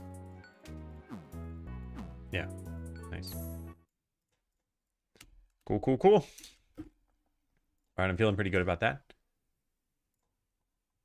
So we want that checked in, all of that. That's light gray. Yeah, that's fine. Good. Don't change that. Don't change that.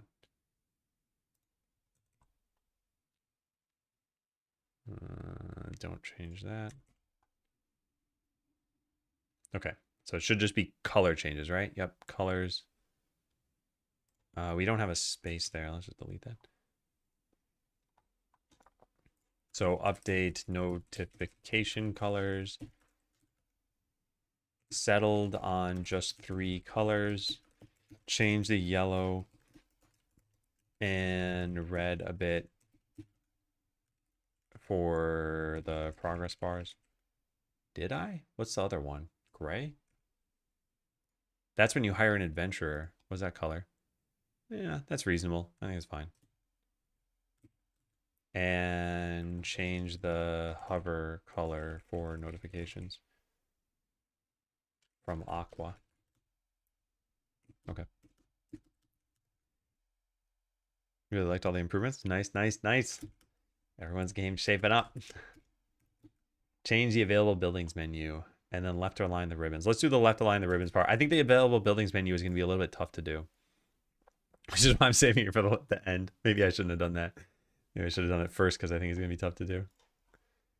All right, so this part I think should be pretty simple. We have the currency labels here somewhere. Right there. And they're in a VBox container, and the alignment is begin, but then the banners themselves are set to center. I think we just set these to begin. And that's it. I think we're done. So now if we have a ton of money, no, that didn't work. Maybe it's this window. It might be.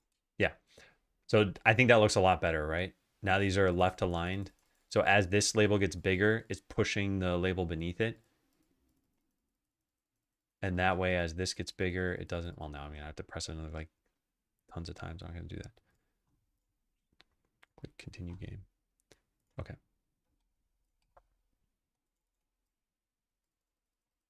Wait, that's not aligned. That's not how alignment works. What happened here?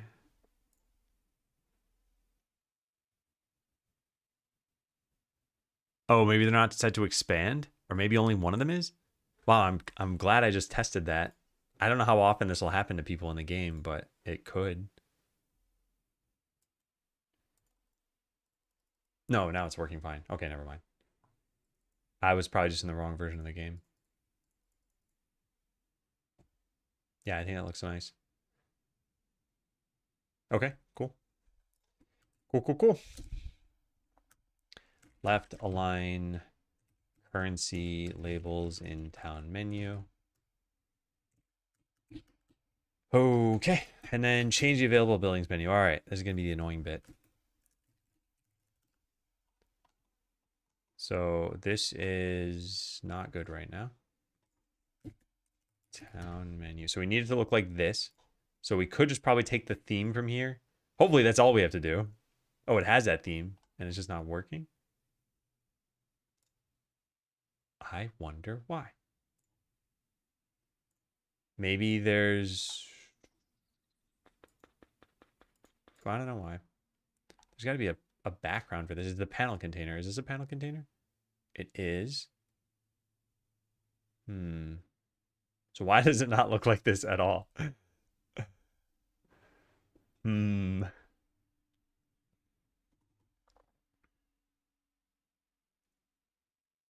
what does it look like right now? Yeah.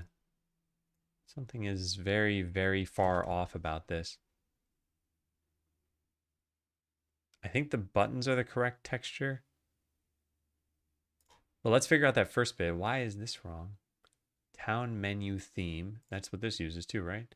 Town menu theme, yeah.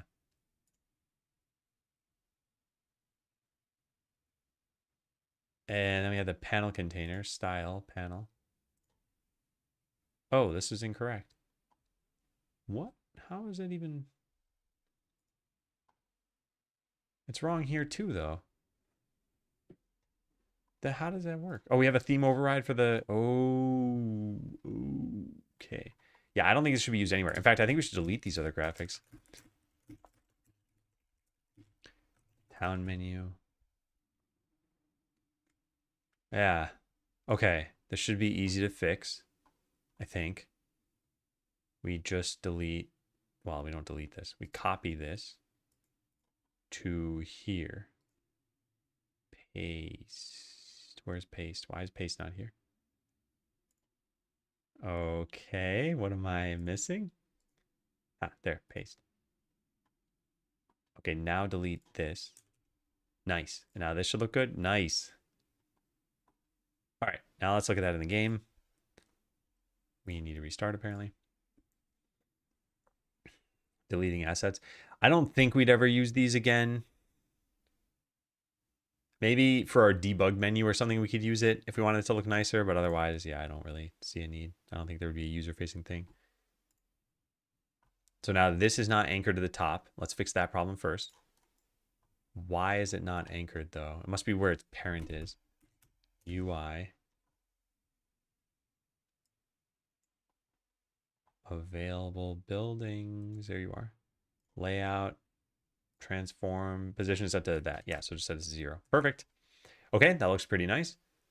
Next, is that correct? Yeah, that's fine. Okay, so all the button textures needed to change. Change button textures. And then what else? The modulate needs to change. That's pretty much it. Then we're done. This is easier than I thought. There is something going on here though. This is not producing enough space for this to fit. Fix spacing on potion shop upgrade text. So need to change the buttons from modulating. Let's go do that. This is not bad at all. Light green. Easy peasy. That's what I like to see. So you gotta go find theme type variation. I'm going to change this here. Can afford. Nice. Okay. So that should fix that problem. I mean, let's go test it. Why not?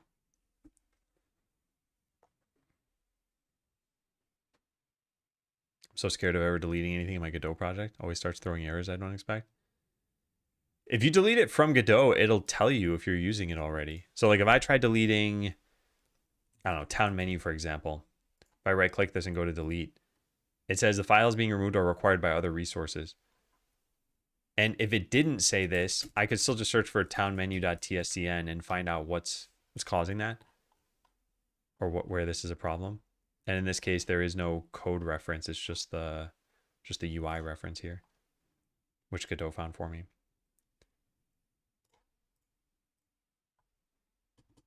All right, let's see. So yeah, buttons look good now. If we don't have enough money, so for example, if I buy the town hall, I won't have enough for the potion shop. So that will make the potion shop turn blue. Yeah, perfect. But if I get enough money, it turns green again. Good. Okay, so that's all fine. Now change the button textures. I don't know for sure that we need to. It's always really hard to see. Unless we zoom in. Yeah, we need to. Why is that a problem though? We dynamically create all of these, don't we? Where do we make the button? Text, custom minimum size. Yeah, texture, filter equals filter dot nearest.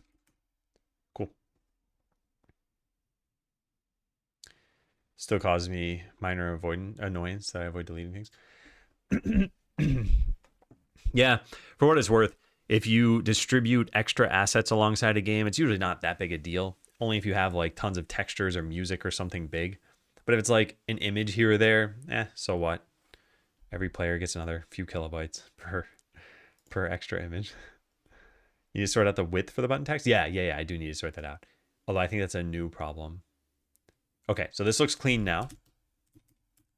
Now we just need to fix the spacing. And I think that's caused by a margin being set incorrectly. Because like I said, I don't think that ever used to happen.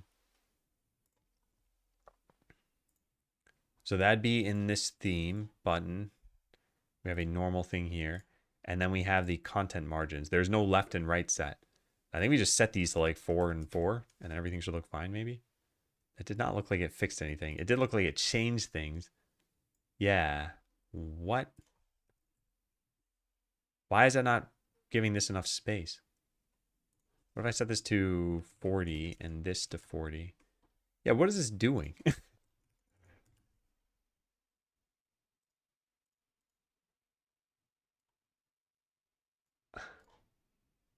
Huh. Strange. Hey, Grace. It's going pretty well. Seems to be whatever button has the longest text. Yeah, but why is it not fitting the text inside of this? What causes that to happen? It's got to be something in here. It's not doing anything else.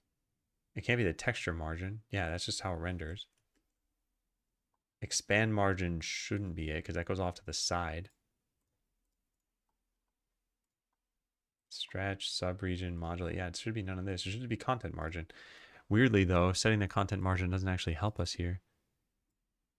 And it does for every other dimension. Oh my God, I know why I'm doing this wrong. Because those are green buttons. Green buttons have different margins. Well, now I got to revert all this. What was it set to? Oh God. I don't know. 0406 or something. Just save that and see what changed. I can't read any of this.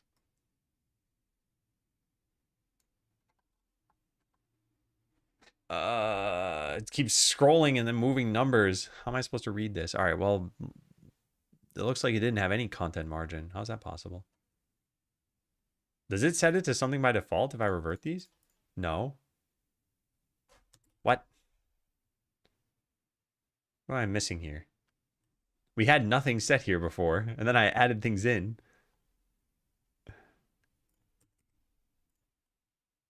I'm not seeing these get set to -1 though. I feel like I'm not saving this. Maybe I need to click this save button. Is it even working? Okay, I don't know what I'm doing. Ah, I found it. 0406. There it is.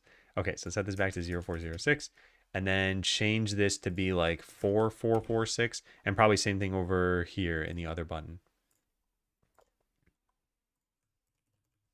But I probably need to do that for all of these. So yeah, now we have a little bit of margin. It needs to be more than that, I guess. In fact, we can just look at the image and find out what it should be. Or just look at the button, I guess. Right, how many pixels of space? 1, 2, 3, 4, 5, 6, 7, 8. It's like 8 pixels, I think. It's add huge features time yet? No, we're going to avoid that. So I think this should be like so. And then same thing over here. And now it should look good. Yeah, that's pretty nice. Yeah. Okay, but then when you click it, it's going to mess up. Why doesn't it mess up? Maybe it only uses the normal textures margin. Not sure why, but yeah, it looks like everything's fine. So great. All right, cool. Well, there are new menus.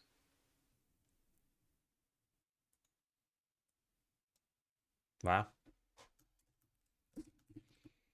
Good job, Quickie Joe. So let's go check this in. We did a few different things here. This one is align available buildings menu to top of screen. This one is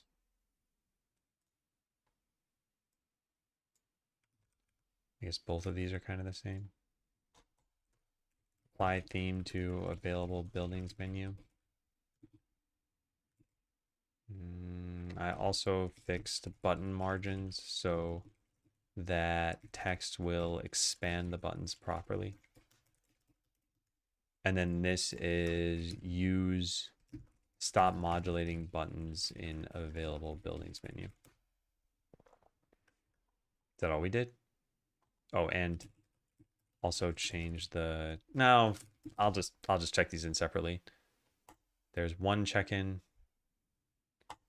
and the other check-in is use correct texture filters for building buttons. Noise. All right, and I think that's all of it, other than this last bit that I had here, which is delete the unused graphics. Where art thou, unused graphics? Game, assets, UI.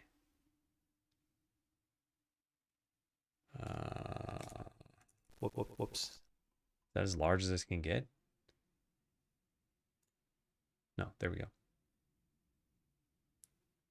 And now the problem is finding the one that I'm trying to find. There it is, Stone Fancy, I think. Yeah, this is unused. I think we're going to just outright delete it, not put it in the unused folder. I can move it. We don't ship the unused folder, I think. Stone Fancy 3. Move.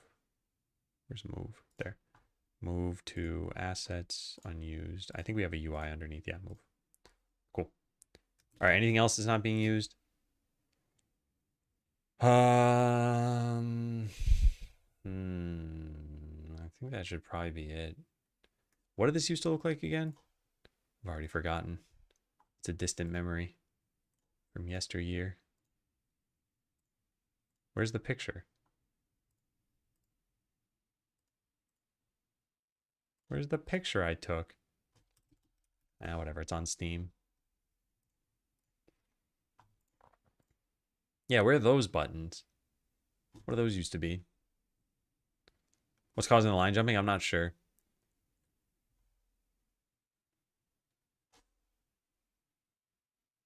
How do I find that? I probably go to town menu. .tscm, but it might be a scene thing in here, or a theme thing, excuse me. Yeah, there's a theme, town menu theme. This already existed? Oh, I didn't realize. Oh, that's nice.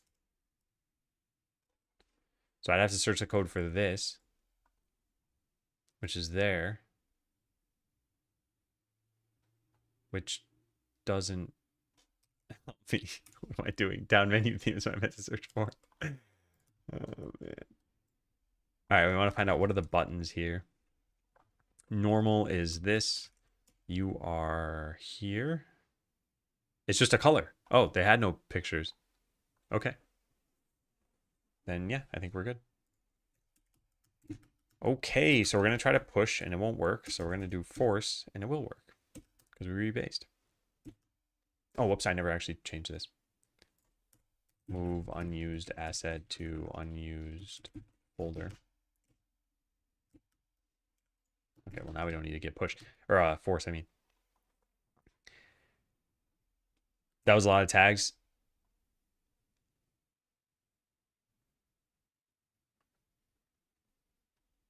I guess tags get pushed to the... I don't really care. There was a lot of tags, though. Okay, this was not too bad at all. This took, what, an hour and 44 minutes? Yeah, not bad. Because... Sorry, let me admire this work for a little bit. Because this is not really my work. This is Quickie Joe's work. He made the new banner here, the buttons, the little tiny ribbon here, and then... Yeah, that's it. And then the notification, right? So these, the pop-up. So all of this looks better than what we had, which for frame of reference was this, so I can't show the ribbon because I don't have that in the screenshot anymore. But yeah, I think this looks more in-game. I like it. Hey, Croc. I have a mobile application development midterm in 6 hours. Based on your experience, is it hard coding in Android Studio? I mean, I don't think it's necessarily hard, but I mean, if you're asking that and you have the midterm in 6 hours, that kind of implies that you probably should have done something sooner.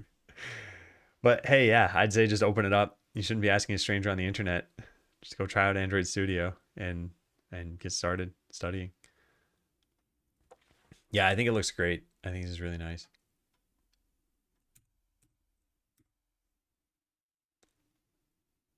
All right, cool.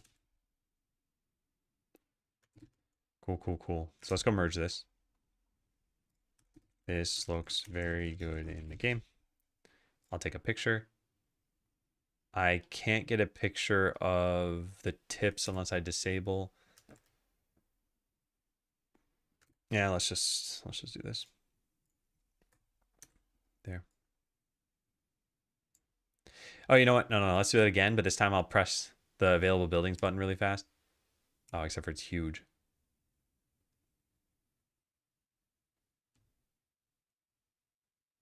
All right, how about this? Let's save and load. Oh, hey, saving the game pops up a dialog. Well. Nice. Forgot about that. Thank you very much for doing this. Comment and merge. Okay, unfortunately, this represents quite a lot of extra work because we need to change every screenshot, I think. Yeah, every single one shows the town menu. And then the trailer shows the town menu as well, so I should probably re-record a whole new trailer. I don't want to be spending the time doing that right now. And then Pige sent me some feedback saying that his friend checked out the trailer and said, I don't like that there's a battle window on top of a window in the game. You should just show the battle. So I should probably do that too.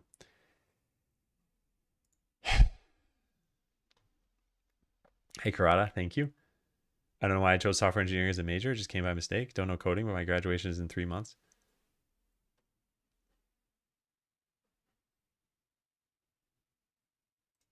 Is this...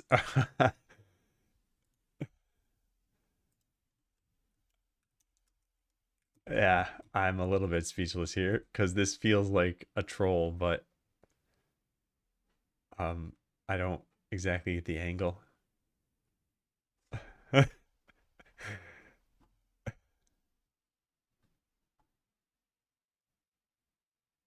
Okay, so all this stuff is done. Need to update screenshots. Yeah, I need to update screenshots. Need to update the trailer. So post town menu upgrade. Update screenshots on both Steam and itch. Release the game again and the demo. And update the trailer.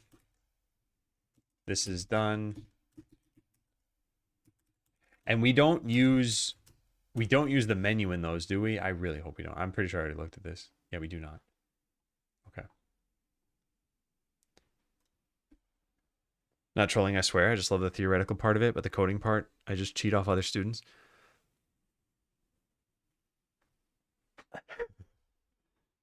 Yeah. Um, I guess I answered your first question. So rather than totally deviate and answer everything that I have on my mind right now, I'll just kind of leave it as is and just wish you best of luck. By the way, you're welcome to stay in the stream. I mean, I just assume you need to study at some point for your exam that's coming up. Maybe wait a bit before updating all Steam stuff. Might be something else comes in the following days. Yeah, it could be, although there are no UI changes planned. But yeah, I should probably hold off for a bit. Okay, so this has all been addressed. Let's go pull this branch. And there are some bugs that happened to me. I don't know if these bugs are caused by cheating or not. But we got to go investigate this. So yeah, let's go try this out. So bug number 1, I was testing the game in Spanish yesterday. I don't think this has anything to do with Spanish, but it's testing in Spanish nonetheless, and I noticed a problem.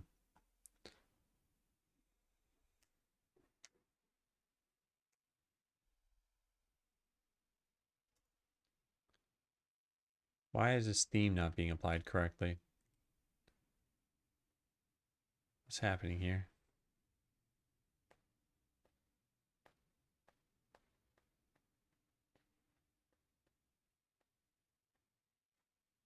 Hope this is fine once I'm in the game. It's not. What happened? What? The width and height aren't set correctly. Maybe if I... It's weird.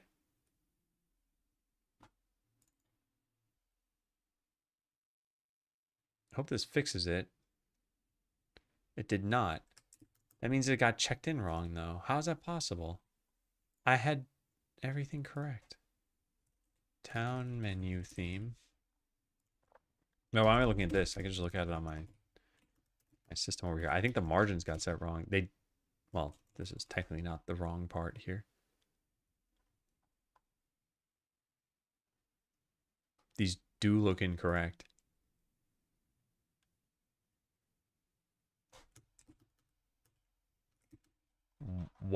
What happened? Stop modulating, apply theme. This is where I fixed the margins, right? Yeah, also fixed margins. Where's that? Did that change make it in? It did. I have a content margin of 14 there. That's still showing in this file. The bottom one is set to 25. Okay, that might have been a mistake. Yeah, that might have been a mistake. Whoops. Actually, why are any of those the way that they are? Huh.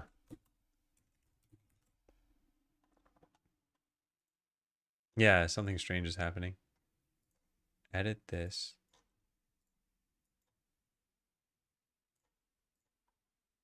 Button has a style box, normal. Whoops, what did I just do? Yeah, this is set incorrectly. Oh, what were the numbers that I had? Man, I think it was like 8486. And then we just got to change this somewhere else too. Button.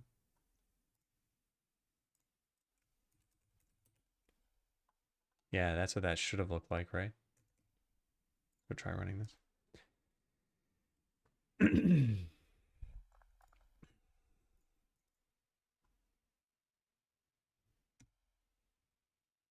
Yeah, now it's fine. Okay, let's make sure to save this. I don't know how I messed this up. Fix button margins again. I intended to do this in that commit, but for some reason, I find myself needing to do it again. I'm not going to look into this any further. I should just fix it. And that's not even the problem I wanted to look into. The problem I want to look into is this, first of all. I unlocked the key grinder, and then I had it running at 8x speed, and skeletons tried putting items into it, and they just got stuck. I have some hunches for why this could happen, but I want to investigate it. And the first step is to figure out what is the repro for this. So let's go get the treasure. Oh, maybe though it only happens when you start from a brand new game. Well, let's try this way for now and just see. So I make a bunch of workers. I set it to 8x speed, and then I add a bunch of things here and turn this on. No, that worked fine. Okay, it could also have to do with Spanish. I don't know why, but it might. Let's keep trying this. So add a bunch of workers. Maybe they need to be moving at a certain speed.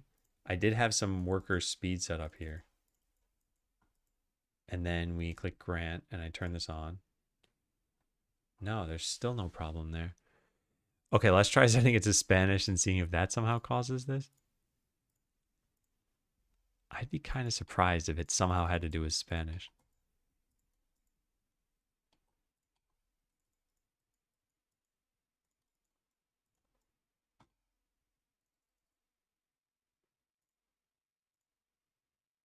Oh my God, it's happening now. Is this a Spanish problem? What is going on? They're just getting stuck there. Their poor little Spanish brains can't handle putting items into the key grinder. It can't actually be a Spanish problem though, right? Like it has to just be, well, let's try it again. This is so weird. And there's no error. That's the other thing that's kind of strange about this. So I got 3 levels of this. I got this and this. I set the speed to 8. I granted a bunch of workers. I granted items, and I click this. No, they did not get stuck. So I think it's just a coincidence.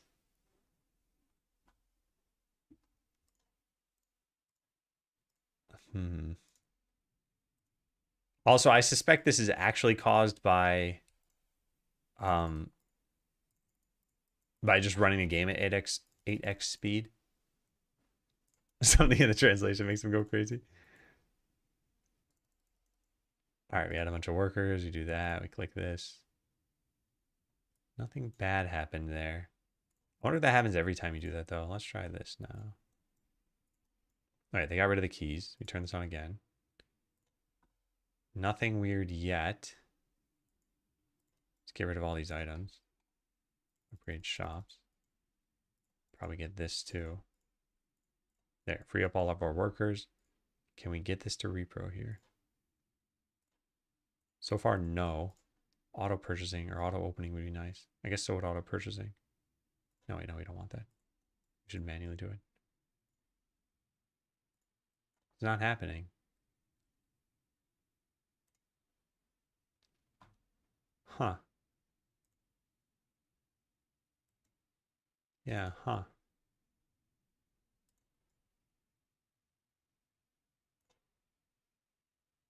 Weird.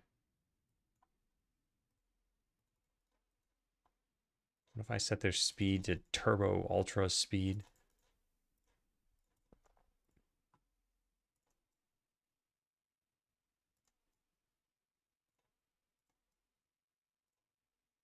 No, doesn't happen there. So maybe it happens when you switch languages. I don't think the language actually has to do with this. Although I did only repro it in Spanish so far, I think. Let's try again. So new game. I'm gonna write down the steps that I'm gonna perform. New game, like start open game, new game, grant most things. Actually, I got the town hall first, right? Get town hall, then open this and hit grant most things. This actually, oh, it changes tabs. Build town hall, grant most things, get 3 levels of worker speed. Then let's click this 1, 2, 3 times. Right click, add workers 3 times. Build treasure room and key storage. And then grant a bunch of, oh, I guess set to 8x speed. 8x speed. Then grant items and toggle the thing. So this doesn't happen.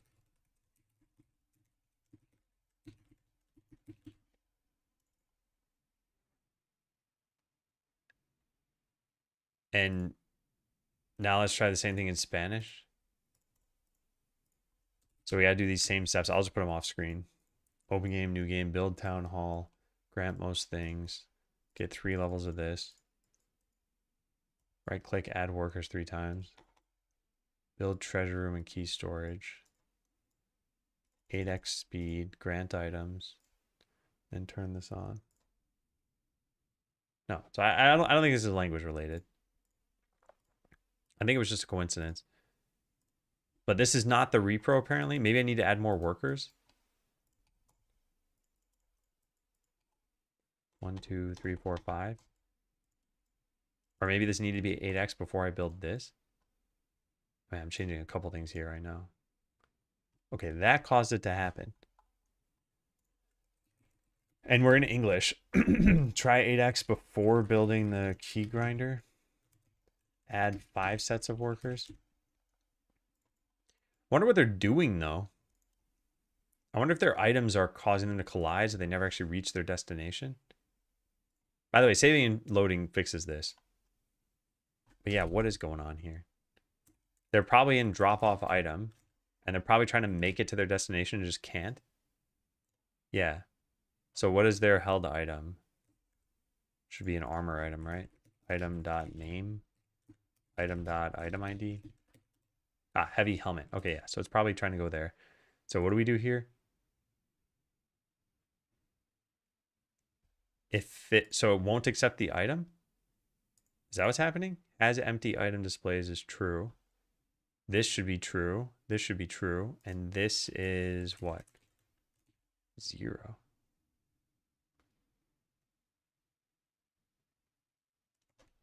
What? Item machine. Oh, I understand. Yeah. All right, so this is probably fine. So this whole thing should be true, right? It is. Okay, great. So we get out of here and we go into wait with item for available destination. Oh, wait, no, that's if it wasn't doing that. So what should happen here?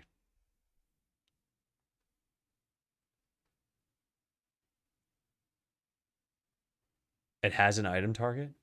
What is its item target? Is this node 2D? Yeah, it's a key grinder. So it's trying to go to the key grinder and cannot make it there.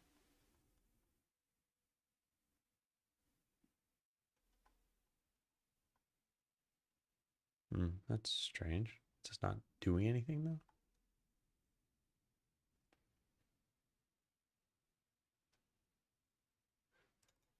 TC.reach target. I guess the reach target thing is never happening. Yeah, okay. Gonna make them lock each other somehow. I'm not totally sure what's happening. It might be that they're never making it to their destination because the navigation system isn't letting them make it there, which even that wouldn't really make sense to me. Oh, maybe it's because we're comparing. No, but then the delta would have been wrong. Oh, maybe they're getting stuck. They might be getting stuck inside the key grinder somehow.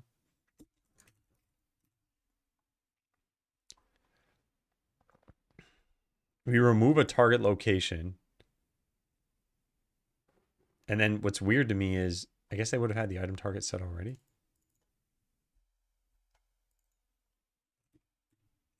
We null this out. So this would have been set on a previous one. So we get the drop off point for this. So we should have a target location component. So let's get that. ECS.debug print info entity has a target location component. Yeah, so I want that. Get component target location component entity. Here, you're trying to make it a -116, -102. Hey, Krasner. Thank you very much. We have a lot to figure out. -116, -102. So -116 is there. -102 is there. So trying to make it to that point, which is like roughly the top of the lamppost off to the left side, which should be, yeah, where the key grinder is. So it's like right there. So that's correct. And then when it reaches its target, which is probably never happening, let's put a breakpoint there and find out. Yeah, it's never happening. Okay, there it happened, but this is probably from a different item. What item are we holding? Item doesn't exist. What? How does it not exist? Because of the closure? Fine. ECS get component held item component entity.item.id. No, this is a potion. This is not what's happening. So it's never reaching its target. That must be the case. So navigation system has failed me. Pathfind. I'll just put a breakpoint here and we'll check for when the destination is that exact number. There it is, right there. So this is somehow going to be failing. Can I check their location? Their location, I think, is correct. I think what's going on is we're just, like, delta is probably very... No, it's actually not any different. All right, let's just find out where this is breaking. Target position is equal approx to the destination. This is true. Last time updating is greater than this. So set the target position, last time updating. Next path position, what is this? -105. Emit reach target is not being hit. So we are setting this. Its position is here. Velocity is 0 somehow. Speed used is 0. Okay, we'll come back to this when I get back from my break. I'm going to take a quick break. Are they hitting the collision box around the grinder via that 1 pixel? Probably. Yeah. But anyway, is it jump time? It's jump time.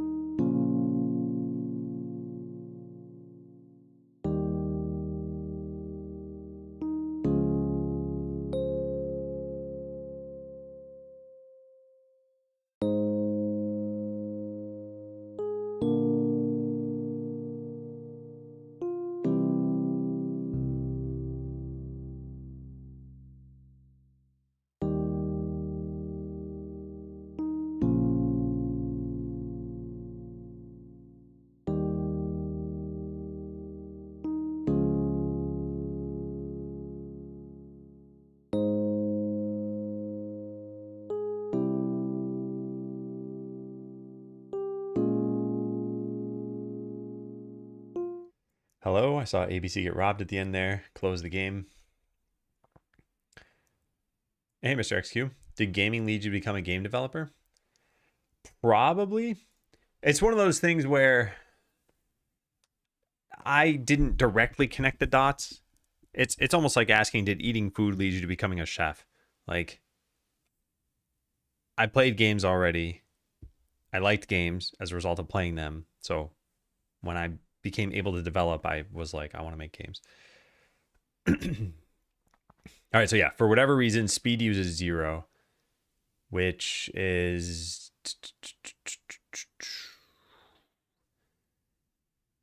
the absolute distance. The distance is 0. What? Next path position minus entity position. Shouldn't this know that we're at the target then? Distance to destination is less than or equal to the distance threshold. How is that not?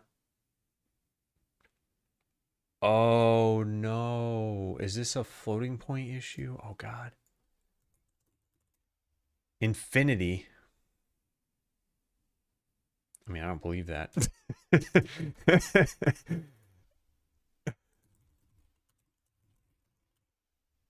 Yeah, I don't believe that. But shouldn't we check if next path is reached? Well, is navigation finished should be getting triggered, I think. We also check to see if the distance is less than a certain threshold. The threshold here is 0. I don't know why this is not returning true. Hmm.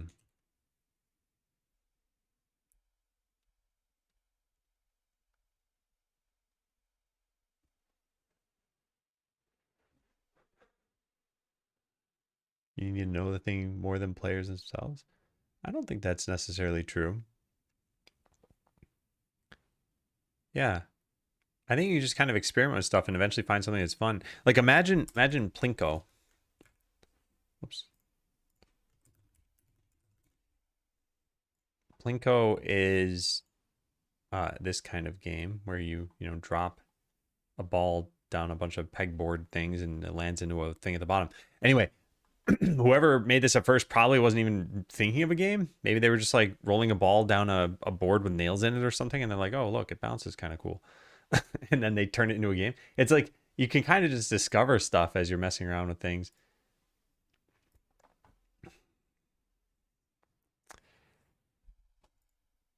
Sorry, my brain is completely stuck on this and what I should do here.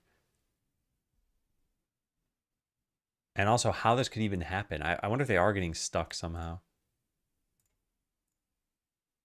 Like if we set this back down to 1x. Actually, what happens if we just change their speed? What if I do this? That did not fix things. This presumably won't either. And this also probably won't. No. And what if we do that? And that? No, so none of that fixed it. Yeah, they're probably stuck somehow.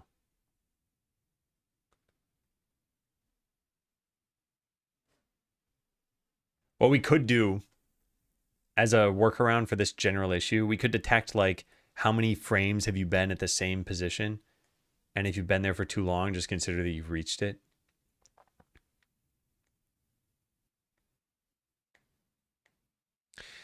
Problem is, if they're stuck there, then reaching this destination is not what's important. Also, I guess the real problem is that they can't make it to their destination. What if we could just set them to their destination?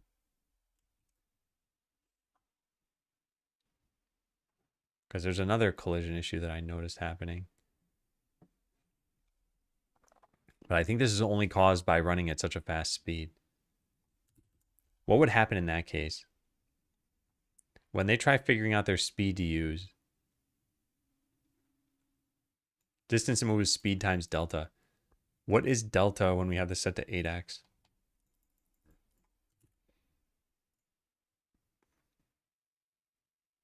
0.13. So yeah, it's 8 times whatever it would have been. So with large deltas, this just breaks down. That's probably the real problem here.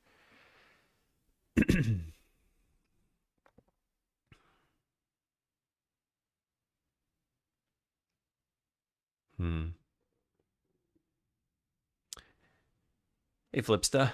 I vibe coded something. Will I be burned at the stake? Only a vibe coded stake, which doesn't actually ignite, so you should be fine.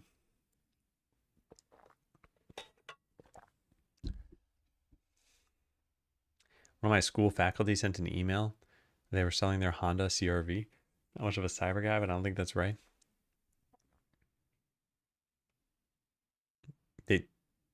They sent it to every student. Yeah, I don't really think that's right either. Although maybe they made a mistake. Like maybe they meant to type like all faculty as an alias and it typed all students and then they just sent it. They're like, well, whatever. Maybe a student wants to buy it. Yeah, I think the issue is that the delta is too high.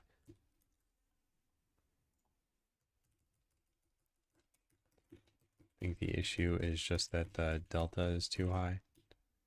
It starts out at a certain speed and then just gets faster. So what if we just make them walk in this case as the, like, do we just do delta times equal 8? Or even higher, like 10? And then we just run this again and see what happens. So now every time a worker needs a pathfind, it's going to run at 10x the speed that it should run, which is kind of like what I was doing. And this will prove that we don't need any other thing to solve this. I keep saying thing. We don't need any other method here. We can just change it. Well, that was fast. How? I wonder if it's a broken nav mesh. In which case, none of this is going to reveal anything. It's going to be restarting the game with collision visible. Yeah, because they just keep making it here. And wait, is this thing positioning itself differently? Oh my God, I think I know what the problem might be. Maybe. This is kind of weird. When we create the key grinder, we set its position without doing reset physics interpolation. So it's actually sliding into position. And if a skeleton finds this, oh my God, is that really what's happening here? So we're picking a position that's not correct. Oh man, all right, this is nuts. So if we print, but wait, no, interpolation should only be, no, it actually does modify the position, right? Key grinder drop off point. This is so crazy. I'm like, wow, I'm kind of blown away by this. And I think I'm on the right path here too. And I'm lucky to have even seen that.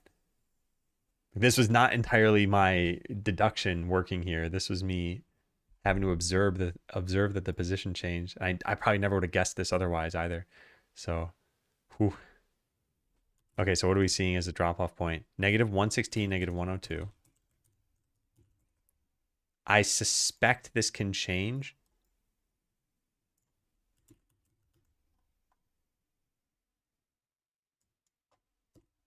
But it might require me to start the game again and then do this. Howdy, Cakes. You're super close to launch. Thank you for the raid. Welcome in, everyone. How you doing? For my viewers who doesn't know Cakes, Cakes is working on Tangy TD. Do I have a Cakes command? I should probably make one. Okay, let me do that. Acom Cakes. Cakes77 is another Twitch streamer who has been working on this. Tangy TD. Yeah, there's the link.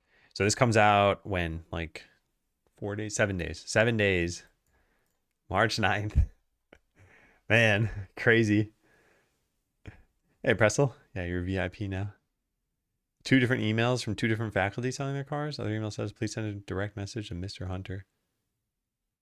Huh. Yeah. And hey, future. Yeah, so for those new here, I am working on a game called Skeleseller. It is not tower defense. And we're trying to fix a very particular bug. So there's a machine in the game called the key grinder, and workers bring armor items here, and then they dump them in, and they turn into keys. But this is happening, where a worker's getting stuck behind it. And I think I know what's causing this. No, it still thinks it's the same drop-off point. But maybe that drop-off point changes when a worker finds it. Should probably have them printed out. How do we do this? Drop-off item. Oh, there's so much to do. But we did just change this town menu, which I think is looking pretty nice. So I'm happy about that. All right, here it is. New TC is target location component. And I want the item target at drop-off point. Okay, let's get this. GD print. So worker found drop-off point. Okay, and then let's change all instance data so that the forest drops demon helmets. Demon helmet. And how about we have it drop like 50 of them?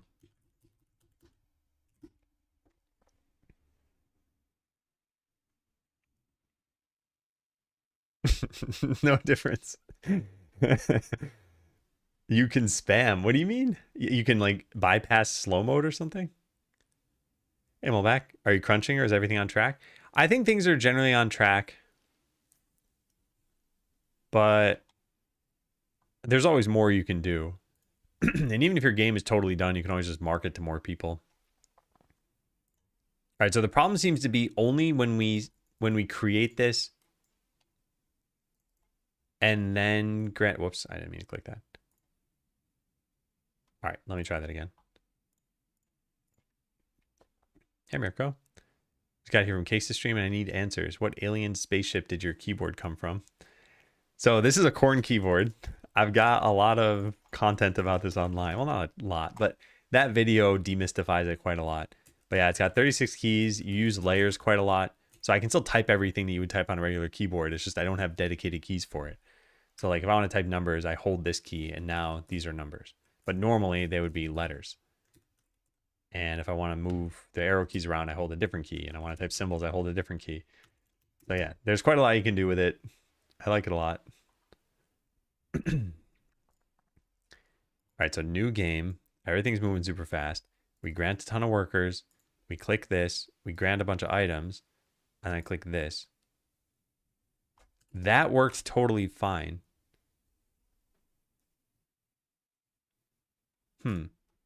I need this to not work. I don't know what to do here.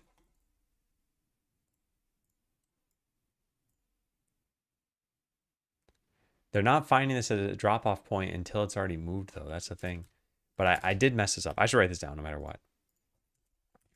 Anytime I create something in the game and set its position, I need to reset its physics interpolation. When loading from a save file, you can see the key grinder moving. I'm assuming this is happening with each building. I did those on my keyboard. No. Does the little rock northeast of it confuse the workers? I don't think so. That's outside of the navigation boundary. I think what's happening, maybe it's not that it's finding the wrong drop-off point. Yeah, maybe this is not the best search to do because we would have already built the key grinder and it would have just moved into position. And it would have only probably taken like one frame to get there anyway. Can I get this to repro from a loaded save file? Because when it's a new save file, I can get it to happen. Read keyboard would be fitting if I can learn it. Yeah, you can also use this keyboard as a mouse if you want to, although I don't recommend it. But like I can click story mode and then click new game here. It's not the most comfortable for that. What if what this really has to do with is... No, it never happens from a loaded save file. Let's have them run super fast. Ultra turbo speed. And then grant some items and then do this. No, they don't have any problem. I wonder if we just need to rebake the navigation mesh.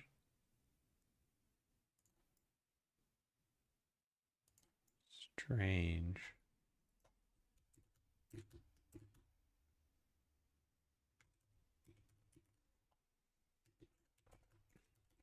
Or maybe it's the navigation mesh. Okay, let's try that out. Because, yeah, I'm running out of ideas here. We'll turn on visible navigation. Leap Your Girl, thanks for gifting the sub. And now TJ can be a subscriber in the Rebellion. So now we'll see shapes around everything. It's going to be a little bit confusing. If I just build this, that's what the shape looks like. But if I load from the save file, that's what it looks like. So is there a difference between these two shapes?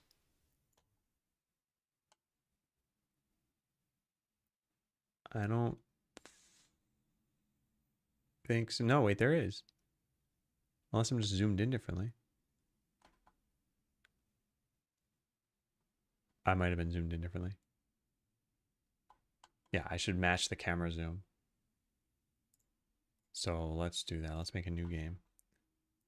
Yeah, they've gotten back by the front page. They have declined. So I am not going to be on the front page on launch. Rather a shame. But I need to fully zoom out or try to match the zoom level that we had. I guess it should be easy enough to match it because I have them side by side. Okay, so put this over here. Yeah, I don't see any difference.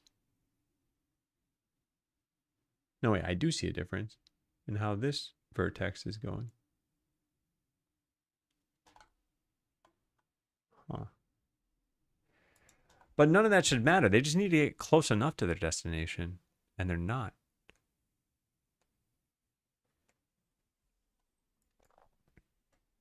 This is very confusing. Yeah, this is very confusing. Do I even need this?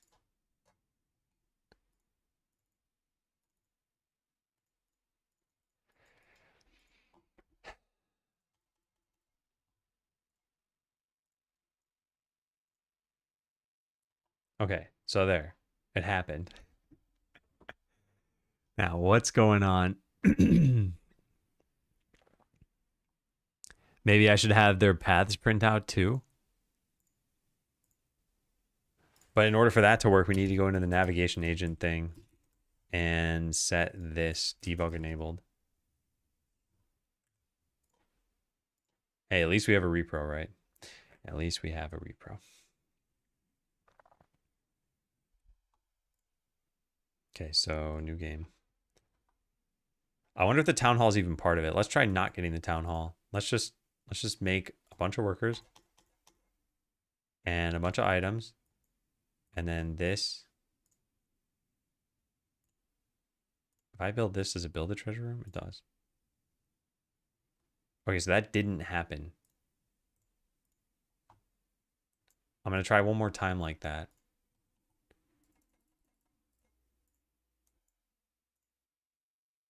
It did happen. Okay, so the town hall is not part of this repro.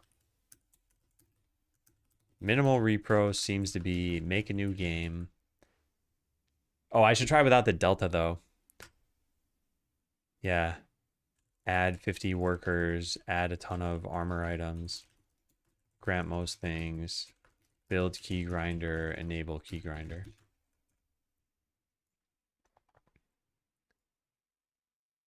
So we can see their path is just trying to go to that point, which they're already at. And speeding up beyond this doesn't actually do anything, right? No. So strange.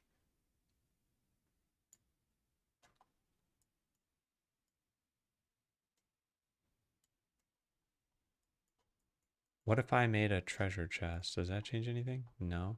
What if I did this? That did something? What?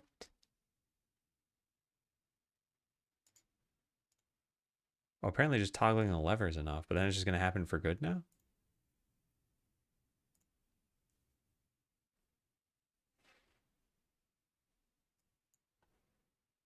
What is going on here? Why does this fix this? No, wait, it doesn't really fix it though, right? They still can't put the items in. Oh, they just go away from this because it's like turning the lever off. Okay, that explains that. But yeah, no amount of this is getting them to actually go in there, huh? Okay, so then the other question that I have, does this have to do with item collision? Because item collision should be turned off. When they pick up an item, don't we call, yeah, item was picked up. It calls turn off collision. Okay, well, I don't know. Maybe the collision's on still somehow? Let's go to drop off item and find out.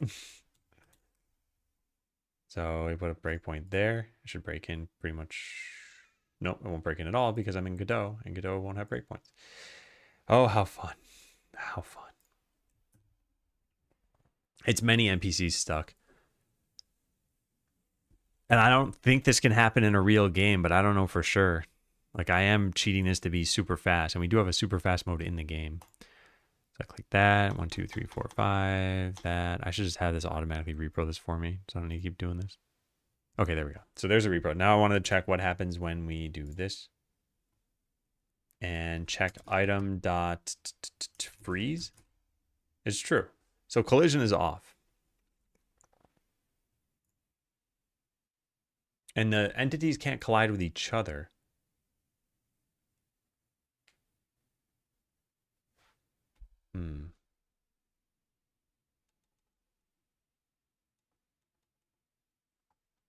So I'm still led to believe that my problem is here. All right, what is your destination? This is the key grinder.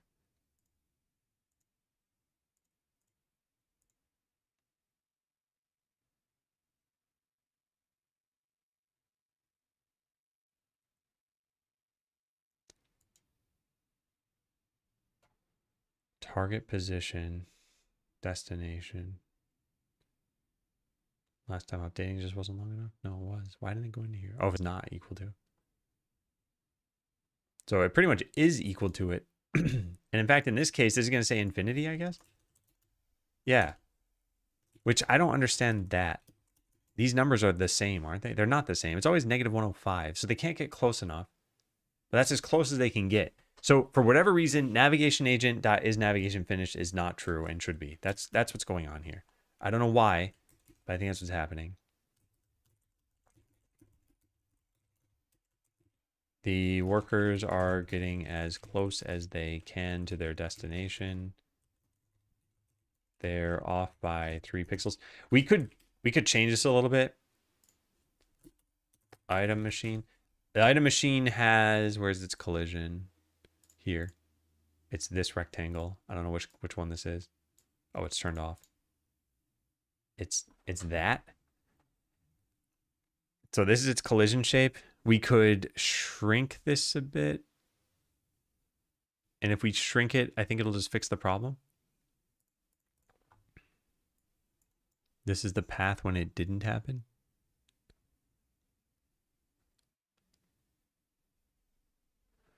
So no matter what, they're not able to actually get to that point.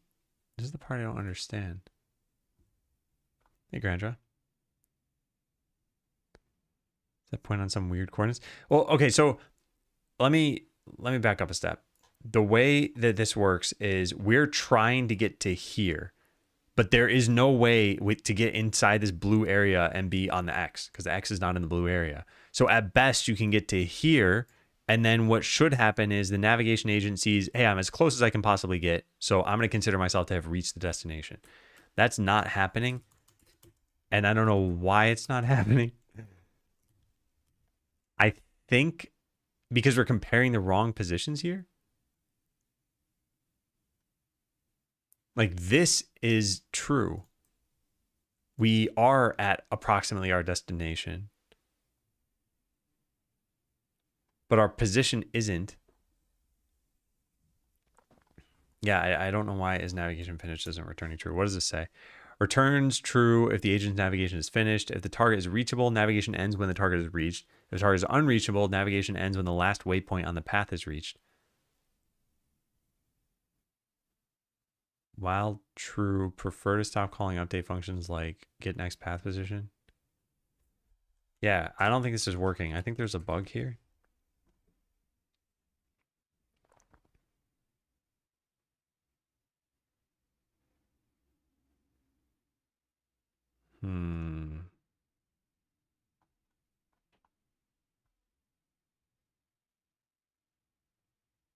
I don't see anything here. Strange behavior.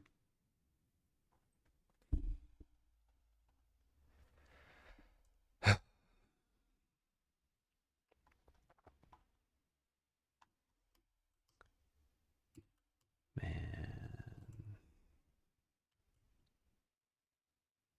Okay, well, it's infinity because it can't find a path to the destination. That's not how this works. This is just a straight up vector distance. So it's just taking this position and this position. And I don't actually think it's returning infinity. I think this is a very, very peculiar quirk of running things in the VS Code debugger. Because if you do something like this, like entity.position, and then you add, let's say, like new vector to 1, 2. So do you see what's going on here? The position is negative 105, and we add 2, and we get infinity. This is not correct. And I've seen this quirk happen a bunch of times, and it's just a quirk of the debugger, I think. These are not actually the numbers that are happening in the code base. So I don't think that the distance is infinity. But I also don't think that's what's supposed to happen here. I think just this is supposed to happen. Now, if we did set the distance threshold to like 3, I think it'd be fine. In fact, I mean, we could just try that and see. Also, let's try this. Maybe we should just make the destination navigable. We could even set the distance thresholds to 3 or 4. So why doesn't this happen when loading the game? That's the part I don't get. And it doesn't happen all the time anyway. It only happens some of the time. Is it connected to them walking really fast? Can they walk outside the navigation area and then something weird happens? Maybe?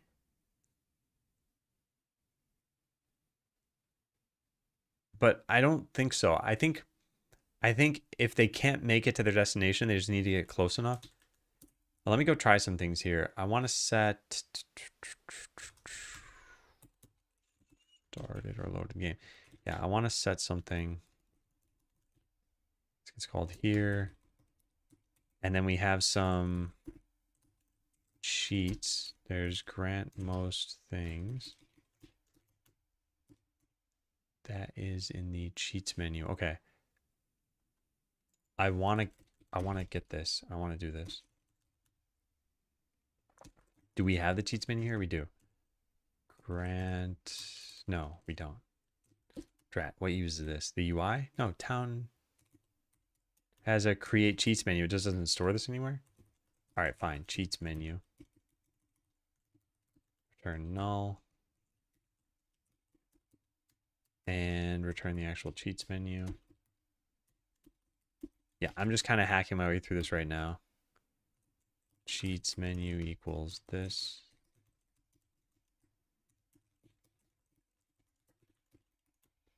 Okay. Where'd that test thing go? Started game. Yeah, here it is. Grant most things. All right, so there's that. Now I want to grant a whole bunch of workers. Workers. Add many workers. Town.create worker. We want 50 of these.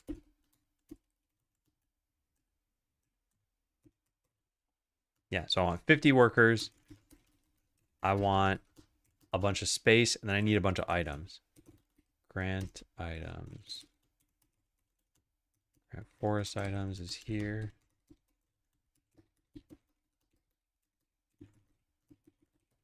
All right, good. So that's the repro. So let's go try this.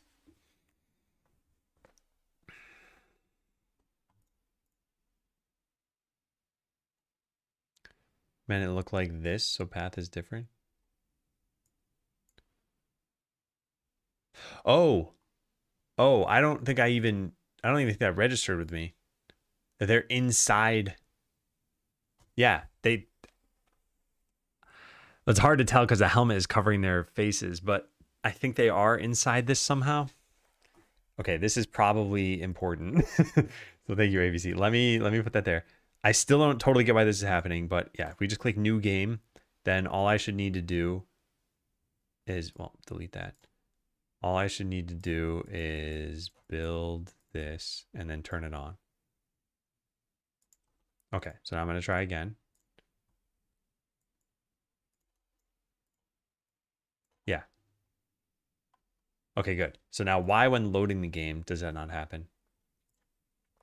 They only ever path around this thing. Maybe if I built the shop? I thought that was a bug for a second, but it's not. This is not going to work, is it? No. Weird. It's something about building this the first time, but there should be no real difference other than how the navigation mesh is created. Because we call create key grinder. Oh, maybe it has to do with, okay, hold on. I have an idea. Maybe it has to do with whether you have the treasure room. Okay, hold on. I have another idea actually. What if we build this and then build the shop and then click this? I bet it'll never happen now. Yeah, I think it has to do with rebaking the navigation mesh again. I build this, I click the button. Yeah, I don't think it's ever going to happen now. And I think this is why it happens in the case where I just build this. So this should repro it. At least one of the times it should. It's not a guarantee. Yeah, so now it reproed it. But then if I do this, then it fixes it. Yeah, so it's a navigation mesh thing. Oh my God. Oh wait. Oh my God. Oh my God. It is the physics interpolation thing. Oh. That is very tricky. So I bet if I do this, I'm going to fix the entire problem, and I understand everything that's happening, and this is incredibly tough to realize that this is going on. So let's see if this fixes it. Oh man. Yeah. This is so tricky. I'll explain everything in a bit. Let me just see if it works first. Oh man. This is... Yeah, I don't think... Yep. Okay, so that's success number 1. Let's see if we get 5 successes in a row. Then I'm going to assume that that actually fixed it. Yep, that's 2 successes. Okay. Oh man, this is one of those like monumental bugs to have found and fixed. That's 3 successes. I'm going to try 2 more times. I'm pretty sure it's already fixed. But let's just make absolutely certain. Yeah. Oh, wow. Wow. Okay, so here's what was happening. There's a lot that's intersecting for this to happen. So we have physics interpolation on.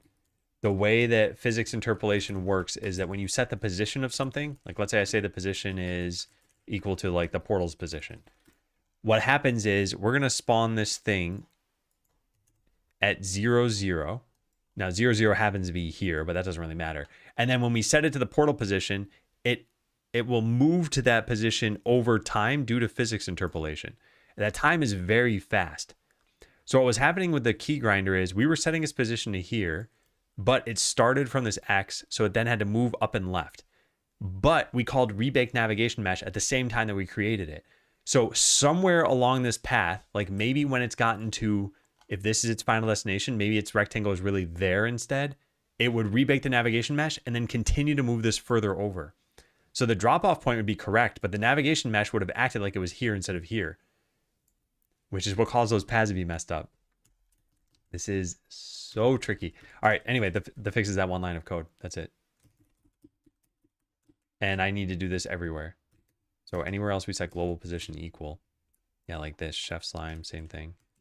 Chef slime. Extractor. In fact, at this point, the AI should just know what I want to do. That's good. That's good. That's good. That's the only 3 places? Where do we create the warehouse? We set its position. Okay, we got to do it there too. Warehouse.reset physics interpolation. All right, so any other dot position equals vault. We don't have the vault in the game, but we might as well just put this here in case we ever add it. Key storage. Wow, how tricky. This is curious. Why don't we do this here? Because their spawn position is out of bounds? That shouldn't matter. That one's already done. That's done. Wow, this is very tricky. Create worker and then set its position to the start. I think this one doesn't matter because we fade in the screen, so you can't see this one, but that'll fix it. Same thing with recycler, reset physics interpolation. Wow. All right, so we've done all of them now, right? So you can create a service class that sets position to an object, then use that for everywhere. Dry coding. Yeah, we should probably do something like that. But at least, well, sometimes you don't want to reset it. In fact, actually, I guess a lot of times you don't want to reset it. But I'm not thinking about that for right now, at least. Why is the fix doing that and not rebaking the navigation mesh? Because there is a race condition if you do it the other way around. So like option 1 is set position and then reset interpolation and then rebake the mesh. And option 2, what you're saying is we don't reset this. we just rebake the mesh and then rebake the mesh again after the position is finalized. The problem is that in between these two events, a worker might get the wrong path and then they'll probably just be stuck. Well, actually, maybe not. Maybe their navigation agent will update themselves. Yeah, maybe that also would have worked, but it's not technically the proper way of doing things. Yeah, exactly. I know that the documentation says this. It's just I only added physics interpolation like 2 or 3 weeks ago, and I clearly did not find all the locations in the code that I should have updated. And most of the time, it's not very obvious. So if I don't have that physics interpolation call, let me show what this looks like. Keygrinder dot reset. Yeah, so if I turn this off, watch how subtle this is. And this is why I never noticed this before.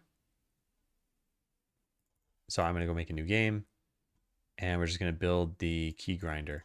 And again, watch what happens here. Wait, no. You won't be able to see it that way, will you? Because it fades in, I think. You have to do this. And even here, it's probably very subtle.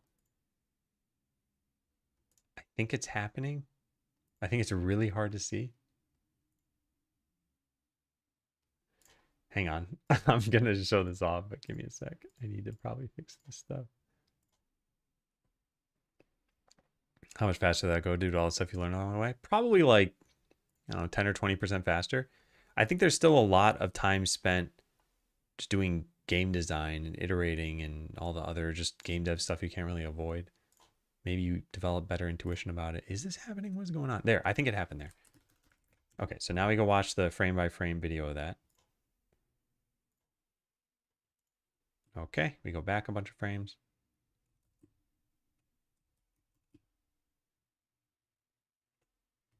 Yeah, see this? See how it's moving between frames? That is what is going wrong here. And the reason you don't even really see it that much is because the first frame is completely black. So as it fades in the game, this is where it was rebaking the navigation mesh, and then it would move to its final position. So yeah, totally crazy issue. Obviously, very simple fix. So I had another problem where characters could go completely out of bounds. Let me show this one. Hang on one second.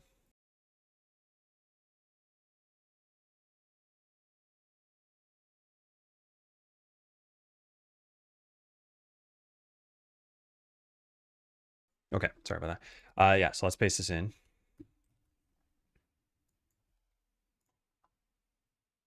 Now, I don't know if this is the same problem. This one might still exist, but this one's particularly insidious. This is after the outro. I ended up getting characters just wandering around the forest. And look, I'm there next to this tree. Take care, Atomic. Sleep well. So yeah, I did not investigate this one yet, but this was also due to running at 8x speed. I wonder if the 8x speed had something to do with this. It presumably did because of how fast. No, that doesn't make sense. It wouldn't have anything to do with it. It would have just been random chance, right? If I delete this and I go run this again, it should repro.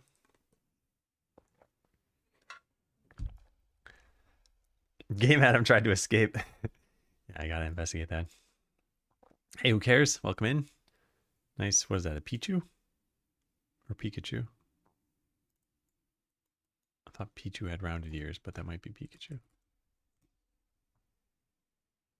No, it's Pikachu. Yeah. They both have rounded ears, just different shapes. All right. Hey, Mochi. Welcome in. Yeah, Pikachu. So, wait, why did this only happen when... I don't have a couple... So I think I've investigated this enough, probably, but I don't know why this didn't happen when loading the game. And why does it only happen at 8x speed? I'm in... What state am I in?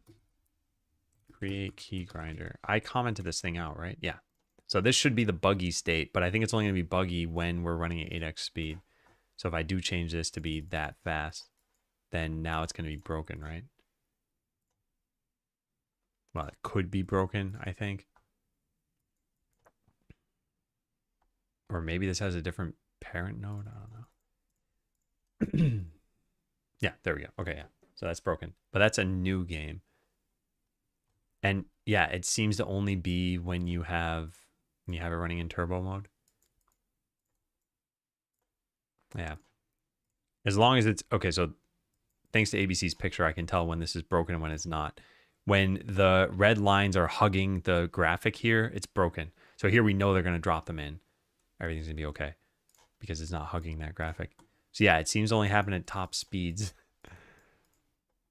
I just don't really have an explanation for that part of things. I guess because the physics interpolation would be happening over a shorter amount of time.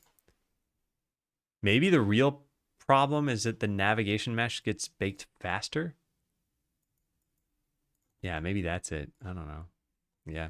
All right. Hey, Codex. There's a border check to block movement through walls. 8x speed may impact that check, where the look ahead detects the past the wall entirely. I don't think that's how it works. I think it does a ray cast, but I'm not actually totally sure about that. But I know what you're talking about as a phenomenon. They should also have no reason to ever want to go out of bounds. So now we got to go test that out. This one is, how do we do this? I want to make a new game that has access to the outro. So how about we check in this fix first before I do anything else?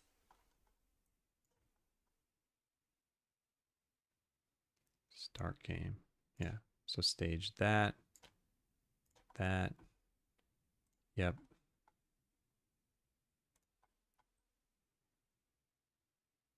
Yeah, cool. Yeah, so all of this stuff is good. We don't want that. We don't want that.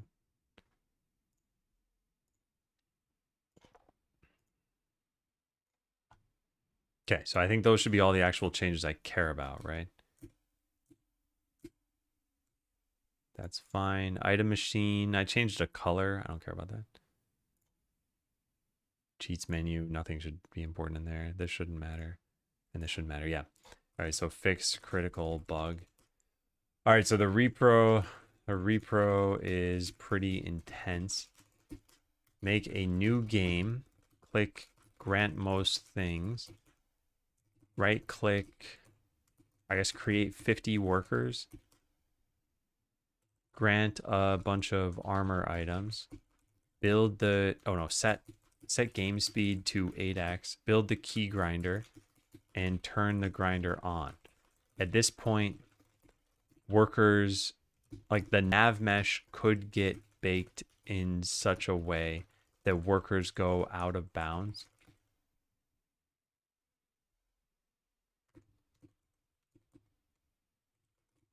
No, they don't really go out of bounds though. The workers, I'll just say, get stuck on the key grinder until you toggle it off. This only happened when making a new game, not when loading. The fix is dead simple. Reset physics interpolation after teleporting the new buildings / entities to their desired locations. I believe there was a race condition between rebaking the navigation mesh and positioning an object, which should have been instantaneous, but wasn't until this commit. Okay. Yeah, I'll switch that.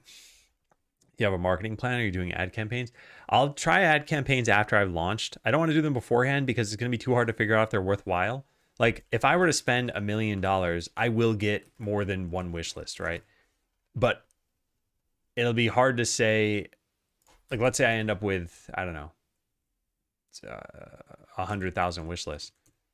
Actually, no, let's just say a better number. Let's say we ended up with 1 million wish lists, which is crazy, right? So we'd be paying $1 for one wish list. I don't know what the conversion rate is going to be. So at launch, now let's say we have a 20% conversion rate. That means that we spent $5 for one sale. That's worthwhile because the game's going to sell for $15. So after Steam takes its cut and taxes and all that, it's like, okay, well, it's still earned money. But since I can't know that conversion rate until the game's actually for sale, I don't want to do it yet. I mean, about drafted campaigns that you would run on or after launch. I don't have that set up yet, no. So it's mostly like influencer outreach and some content creation is my plan right now. I'm trying to do all the free marketing that I can. I've still got more work to do on that front. Okay, so now we got to test out watching the outro. Watch outro button. I don't think the button actually matters. I just think it's this show watch outro dialogue. And not even that, but really when you enter outro, yeah, here, town menu. Okay, so let's make this public for now. And then in town, when you press page up, we're going to do cheats. Oh, no, it's not the cheats menu. It's a town menu, which we can't get from this. UI.town menu. Ah, done. Cool. Okay, so this will enter the outro. And if we're running 8x speed, I think customers will get stuck outside of the world, but I probably just fixed this. Why was this problematic? That's the part I don't get. And there's always been a bug about, or an error message that prints out about rebaking the nav mesh having a problem when it's on the scene. So yeah, maybe this can still happen. So we speed this up, we add in a bunch of customers, and we click watch outro, and then just quit this. Oh yeah, look at that. Okay, so this is still a problem.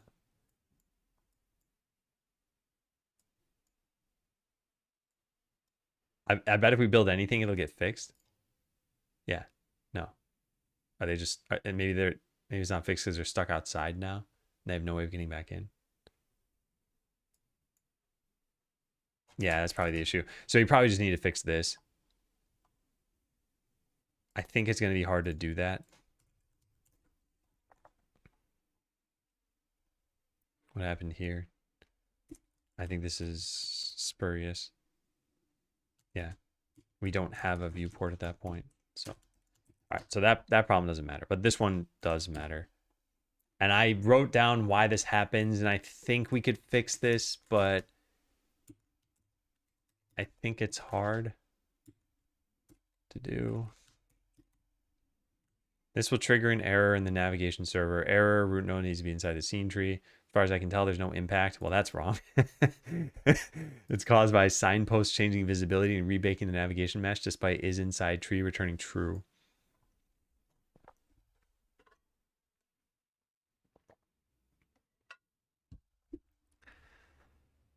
Oh, what do we do?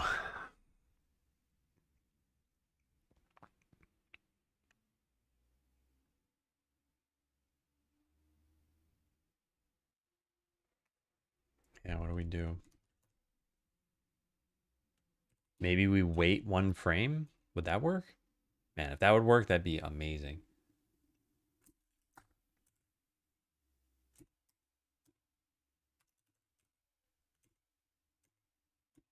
Yeah, let's try that. Actually, don't we have like a wait some number of frames? This dot wait frame. Ah, yeah, call next nth frame. Okay, so let's wait 2 frames just to make sure this works. And then unpause this. Now, why is this yellow? All right, let's try this. See what happens. Thankfully, we have a repro for this. So we just need to set the game engine speed to super fast. I guess I should create customers. Well, no, workers are outside of the bounds, right? So does this fix it? So we got to speed this up, I think. And then we got to watch the outro and then just skip this. And everything's broken now. Oh, you know why? Because this gets freed, so it can't call. Oh, wait. What? Why is that true? Shouldn't that be false? That should be false. Never mind. Although maybe it still will not work. I might need to put the free inside of there too. All right, that's easy enough. We can do that. Let's see if this is happening. I should also have it set the game engine scale without me having to do that each time. Yeah, so nothing's gonna unpause this. Yep, I know. Blah, blah, blah. All right, so we put this here. We put this here. Give it its semicolon back. And then what was the other thing I said? Oh, yeah. We set engine.timescale to 8. All right, now we just press page up, escape, escape. And if the workers are all fine, then it's fixed. This is a shot in the dark, though. I don't really have a lot of confidence this is going to work. How many more bugs did it go now? I mean, still a decent amount, but hopefully not a lot of game-breaking ones. Wow, it looks like that actually did fix it. But this is still happening. Maybe that was just a coincidence. I think it's a coincidence. Let's make a bunch of customers and then do this. Yeah, they're outside of the bounds still. And it didn't fix the error. This error is what I need to figure out. Did this get larger? Root needs to be inside the scene tree. No available. Oh, the no available sprite IDs doesn't matter. Yeah, that's not a problem. That's because I'm creating like 20 customers and we don't have that many sprites. But yeah, this is a problem still.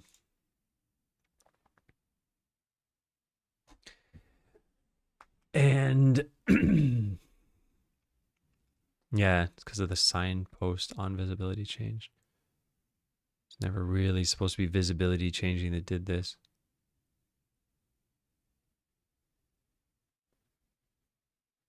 Okay, I have an idea. While the game is paused, maybe we can stop it from rebaking the navigation mesh.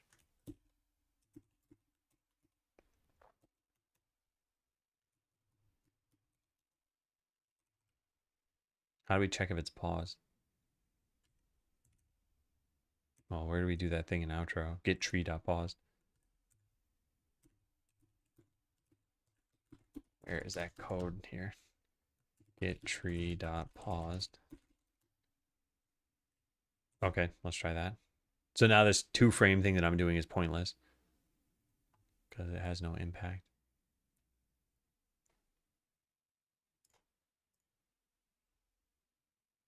All right, so I do need to create a bunch of customers. Did that fix it? It didn't. Wait. It did fix it. Oh, nice. So delete this garbage. Let's copy it just in case I want it. But I want the old code there. And I'll paste this back in just in case. Shouldn't be necessary. We also need to create as many customers as possible from town get started or started game. Yeah, so I'll just do this in here. Let's make, I think we can make like 14 without an error. We don't have a ton. No argument given is rare, no false. Okay, so now I should just be able to press new game and just trigger the repro, which shouldn't even happen anymore. Tricky, tricky, tricky.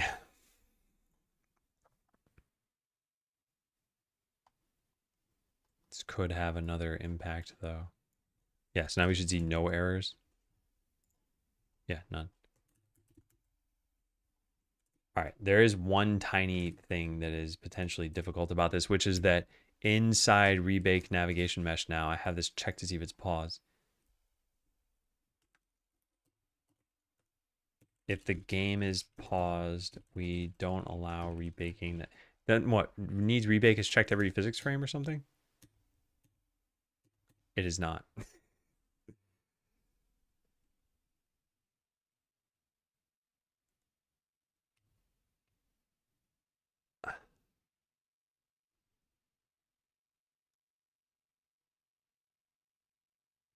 Huh. All right, so then this is kind of not smart.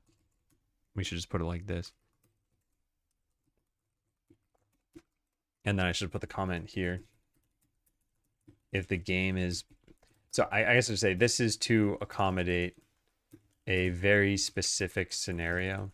When the outro... When the player closes the outro, signs will change visibility since the town will re-enter the scene tree. Hey, wait a second. Couldn't I have just made the town transparent? And then we wouldn't have had this problem. Maybe. Hey, Vile. Which will cause the navigation mesh to rebake. However, it will complain about what? This?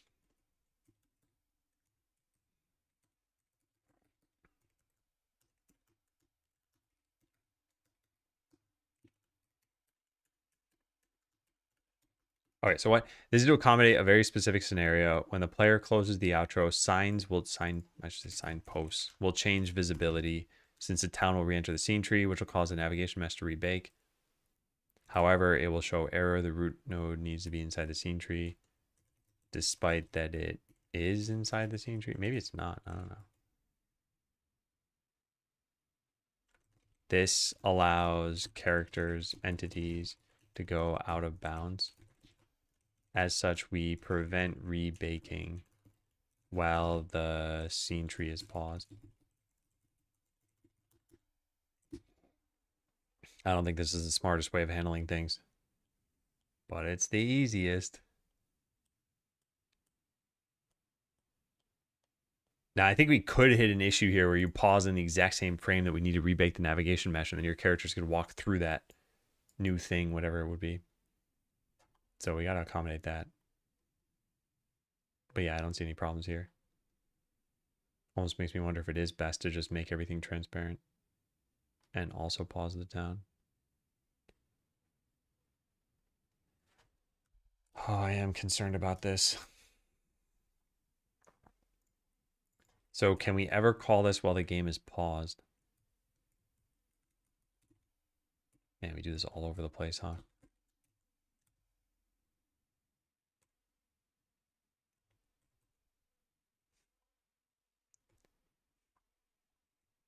Visibility changed.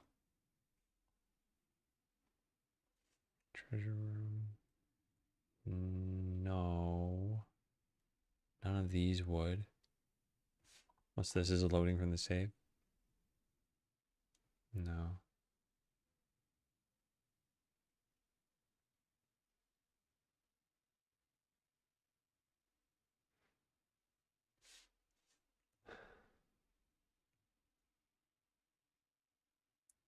No, I don't think it's possible.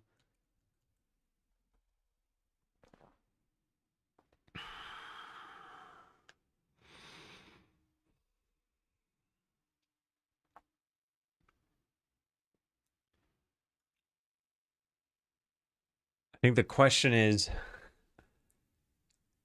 do we do this in the make the town transparent way so this can't be a problem? How do we even enter the outro? Is there like an enter or an init or something? Because something changes. Something removes the town from the scene tree. The town menu? Enter outro?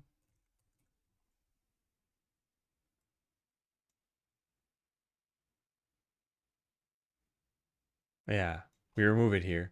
Okay, so let's try something else here. Let's just do this. Let's do town.modulate equals colors.transparent. So the town will still exist in the scene tree. This is really, really silly. And then in the outro, when we're done, rather than try adding it back to the scene tree, we just say town.modulate equals colors.white. I think this is really dumb. But then it should allow us to get rid of that change. So now we're going to run the entire town, although it'll be paused. We're technically rendering everything, even though you can't see any of it. So yeah, what does this look like? And we should probably turn on sound so that we can see if anything's like sounding weird.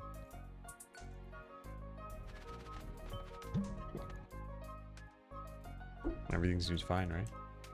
Yeah. So let's turn off hyperspeed and try that again. Oh, it doesn't stop the music.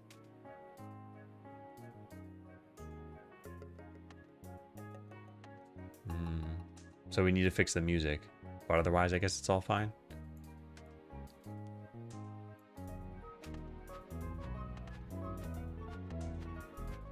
Oh, and it doesn't stop that menu from showing?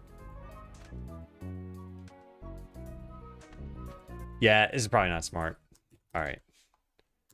Let's just stick to what we had. So instead of making this, yeah, instead of doing this, let's get that back to what we wanted. Delete all that. Go to town menu. Set this to remove. All right, we're gonna finalize this, test it another couple times, just make sure everything's fine. That's looking good. That's fine. This didn't even change. Why does it look like there is a change? Oh, because of this? No, that's not a change. What's going on here? Oh, it did add this in. Oh, I looked at the yellow squiggly and not the green background. And the rest of this is all fine. Cool. Yeah, so this would just be, what, an if statement here? And a gigantic comment. Let's go try it again.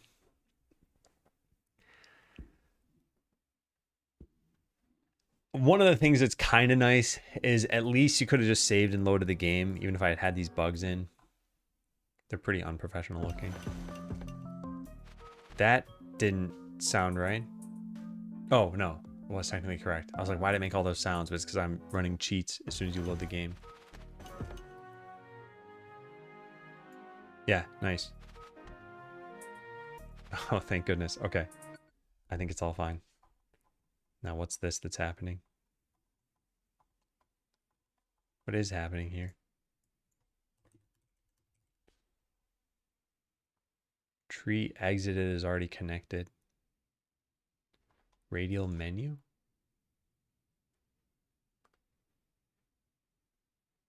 Is this new?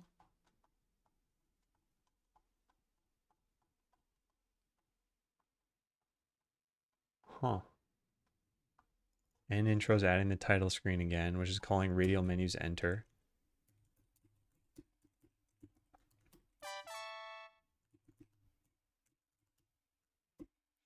Natchanax, thanks for the resub. Happy 13 months. Enter tree here. Reposition and update. Okay, so then I guess we just need some kind of like, I don't even know what we would do. I guess we just don't put this in ready. We want to do this once.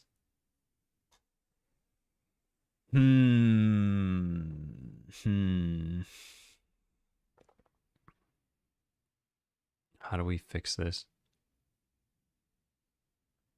I guess we could just keep track of whether we've added this or not.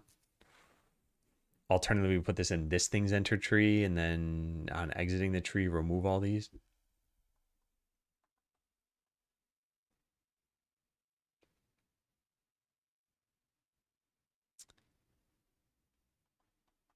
Yeah, I don't know about this.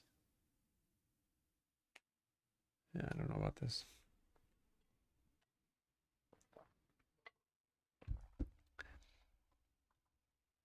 And this happens all the time? Or is it only when I run the outro like 3 times? Presumably it happens even the first time I do that. It doesn't? Did I need to pick up an item? Huh, only happens the next time. Huh.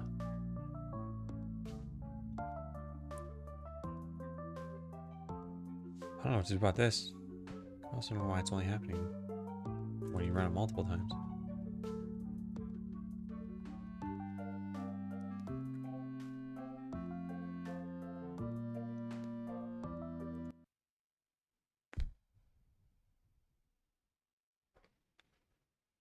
What do I do?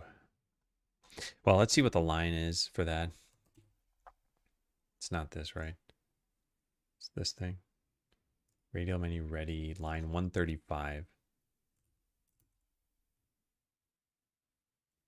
Oh, because on entering the tree, we add a tree exited?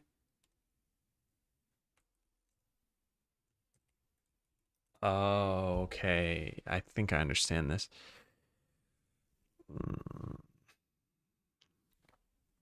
How should this change?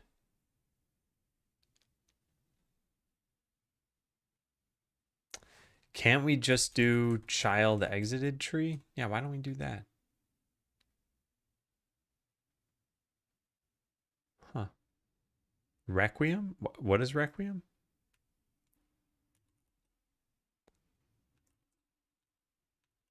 And why didn't we do this?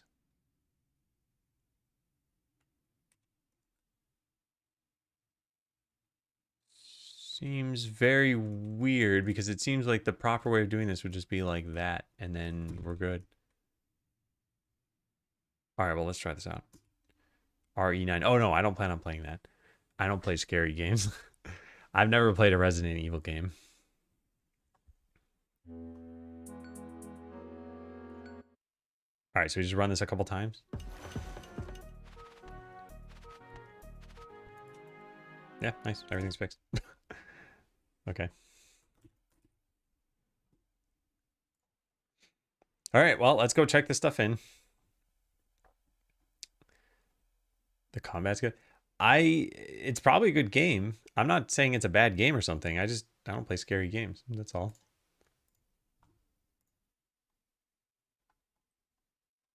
I think it would be wrong to say that a game is bad without trying it at least, by the way. Which, like I said, I never said it was bad in the first place. I haven't played any Resident Evil game. I don't even think they have a reputation for being bad. So yeah, I imagine they've just been getting better and better. Also, it's pretty hard to make it up to like the 9th thing in a series and not have fans. They probably would have run out of money a long time before that. We don't want any of this. Yeah, life is scary enough. I walk outside of my place, they're like dragons shooting fire at me. Zombies pop out of the ground.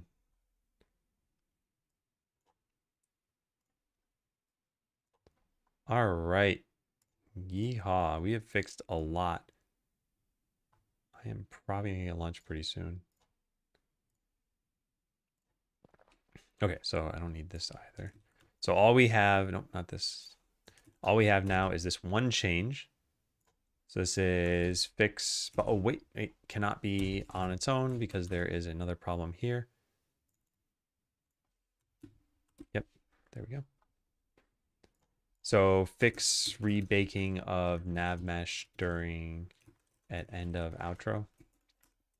This caused a critical issue, at least when the game was running at 8x speed. Entities could leave the nav mesh and wander the forest. The only fix was to reload the game, I think. Well, the I think should go on the only fix.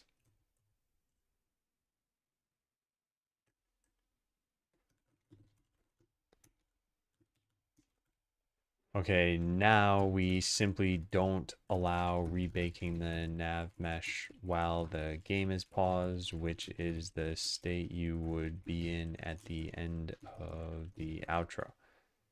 I also made sure, I also tried to make sure that there are no async rebakes happening, or else we could hit a new race condition where the nav mesh never gets rebaked due to pausing the game right before it should be rebaked. But I don't think that's ever a problem. I don't think it's even possible for it to be a problem. And then this thing is fix issue that probably never mattered. Okay, so the repro for this isn't even possible in the game. It's bind a key to show the outro and then play the outro twice in a row. You can skip through it. On the second time playing it, you would get an error about, what is it? Do I still have that open? Because it'd be nice to do that. I just copy paste it. Nice, yeah, cool. So what's this say? No, this isn't right. No, there's another one. Where is it? I think I closed it. Oh no, here it is.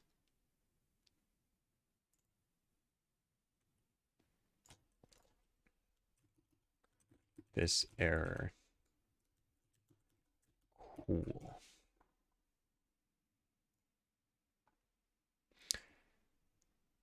Hey, Crow. Why is it not possible to be a problem? Wrong nav mesh seems pretty bad.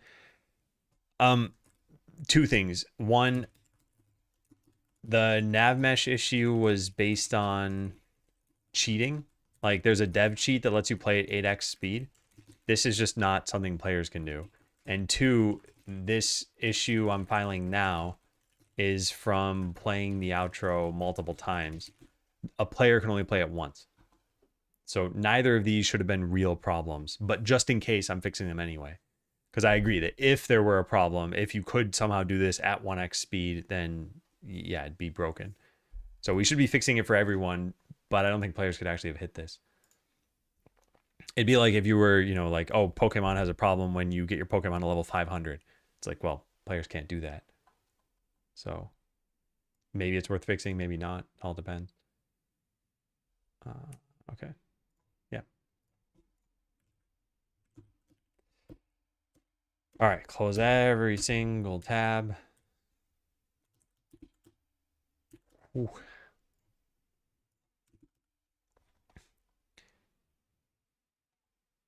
Okay, so this is done. This is done. This is done. This is all finished. Now there's one other thing I have written here, which I probably should have kept that code in so that I could do this quickly. But I tested Spanish. I didn't test German, French, Portuguese, or Italian for the outro. So I gotta go look at that really fast. If it really is a race condition, not being at 8x will just make it less likely. Yeah, that's true. It could potentially have been caused by being at 1x. It's also possible that it...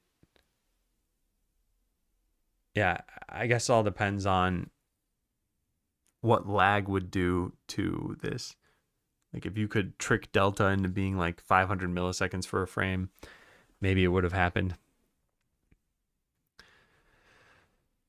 Yeah, it can't happen unless you play the outro multiple times. Yeah, I'm pretty sure that couldn't have happened before. I also think there's no impact for that one in particular because all that we were trying to do is add a listener that would have repositioned controls. Repositioning the controls is idempotent, so it was just unnecessarily doing it multiple times, and the number of times would have been the number of times you ran the outro. So it's like if you ran the outro 5 times, you'd try repositioning a control 5 times, and it's not a problem. It's like if I set this window to here and then set it to here another 10 times, it's not doing anything the remaining 9 times, but it's just wasting cycles. 844. Once you hit the millions, will you be streaming still? So let me say this. Pretty much no matter how the game does, unless I start getting death threats or something, like I'll still stream. Also, pretty much no matter how the game does, I will take a pretty long break from everything, like streaming, working. But then if the game does well, then we'll probably work on Skeleseller more. If the game doesn't do well, we'll probably move on a little bit more quickly. So yeah, these are the constants. Like I'm still planning on streaming. I don't know what would have to change for that to not be the case. I could see, okay, so whenever I talk about this stuff, I want everyone to know this is hypothetical. I'm not trying to like tip the scales or say I'm super confident about this, but there's an outcome where a game becomes super successful. I don't think it's gonna happen, but if it did, I could definitely see streaming getting harder. Like right now we have an audience of maybe like 80 or 90 people on average. If this number shot up to like 1,000, I think I would probably not be effective in coding anymore because I can interact with people at this rate. Like look at my chat right now, 1131 shows and 1139 shows. So you can see about a 10-minute window on just one page. That means that it's not so crazy to just respond to every single message I see. But I've had averages that are higher than this. 200 is like probably the upper limit of where it can be effective. When you hit 300, you just need to start ignoring some messages. And I don't like doing that. I think the whole point of live streaming is that it's a recorded video, so you still get to consume content, whatever else, but there's the interactivity component of it being live. And that has benefits for you as a consumer and for me as a producer. The benefits drop quite a lot if you're trying to be productive. So, yeah. So yeah, if the game becomes super successful and everyone's like, oh my God, this guy made the game live. Watch, he's making a new game live. And then all of a sudden stream like balloons up to 700 people watching. I think I'd have to be like, okay, guys, I got to just ignore chat except for like 10 minutes every hour or something like that, which I think would drastically change the stream for all of us. Like I see my own benefits from streaming, which is I think there's some amount of like social sanity, just talking to people. There's good idea sharing that happens.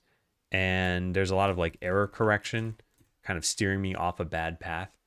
So those are benefits for me. And then the benefits for you, I mean, you probably already know, or else you wouldn't be watching the stream. Hey, Dark. So glad I got the rider license. Maybe slack way less. Yeah, nice. I just sent a follow-up to them, and I'm like, hey, I do think this is a good fit. Would you consider this? Also, someone actually signed up as a result of me pointing out that, you know, these tools are pretty good. I never have anything of interest to mention anyway. That's not true. I'm sure you've got something. I'm sure you could talk about vibe coding. Doesn't mean the developer stream will gain lots of viewers. Oh, I totally agree. Yeah. I'm just saying I could see that as a potential outcome. But otherwise, yeah, I plan on streaming. Saying Adam will highlight the messages. Yeah. Debugging streams only got like a couple of viewers. Yeah. I don't know anything about the Factorio creator as a streamer, but I imagine part of it probably has to do with like, what's the appeal as a viewer? And just because you like Factorio might not mean you like the stream. It'd be the same thing here too. But I guess I already streamed. All right, so yeah, testing these out should be dead simple. We just need to enter the outro from a keystroke.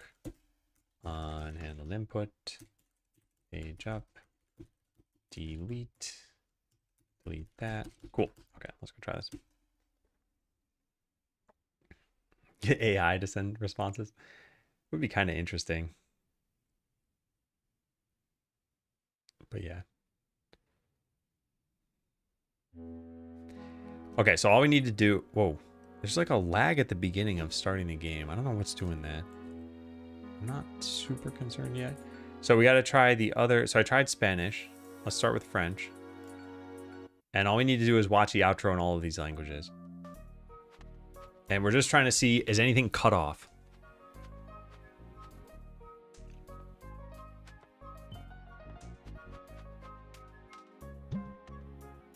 So I don't expect anything to be here, but after this, a lot of text shows on the screen.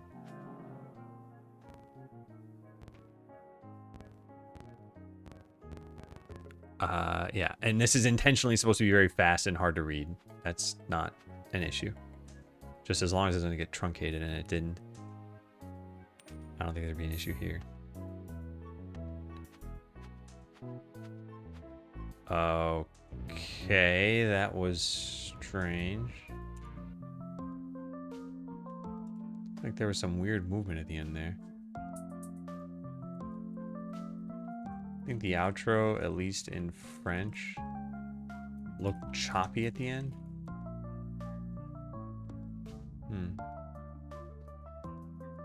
Yeah, executable, I like the name.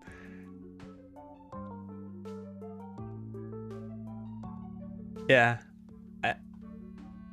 I think it's partially social. I think it's also for being able to ask questions. Like you're not necessarily asking for the social aspect, you're asking for the knowledge. Okay, so now we got to switch to just the next language, Italian, I guess. And I'm going to go back to the title screen just to make sure this is all fine. So this should be in Italian now. Yeah.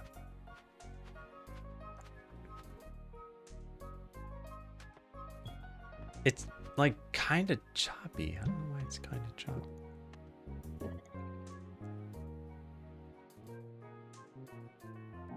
I wonder if we're doing something stupid in process in the outro. Is that moving? That's all moving.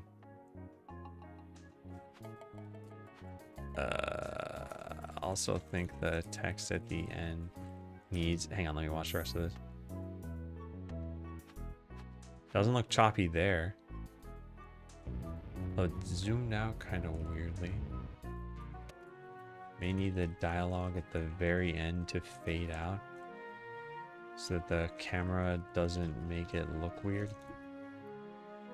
I think the text at the end, the text anxiety scene needs to have its physics interpolation reset if possible. Actually, I think interpolation is turned off completely. Why is the size 1980? I don't know.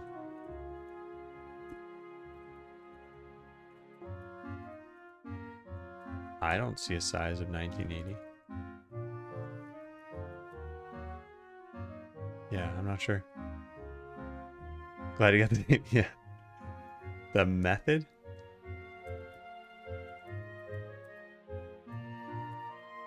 What method? Oh, base width?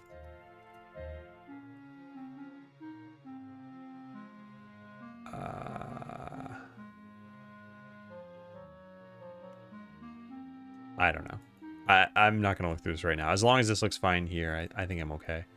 Because I trust that whatever I did earlier is probably okay. So now we switch to the next language, which is German.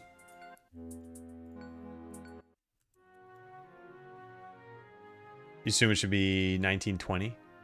Oh, I see. Yeah, you're probably right.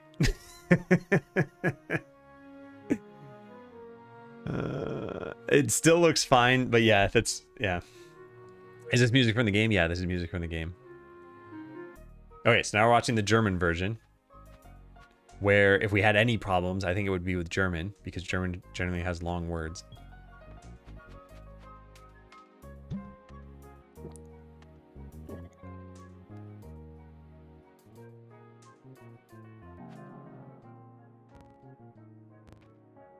Okay, that got cut off.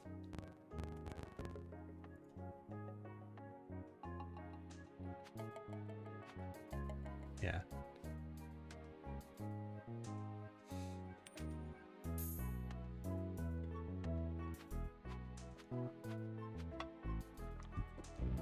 What a great outro. I should love watching it this many times. So yeah, that string looks bad. I think we could potentially fix this with the new label pivots somehow. But anyway, we have one more language to watch it in, which is Portuguese. Can we just do this here? Is it in Portuguese? Yeah.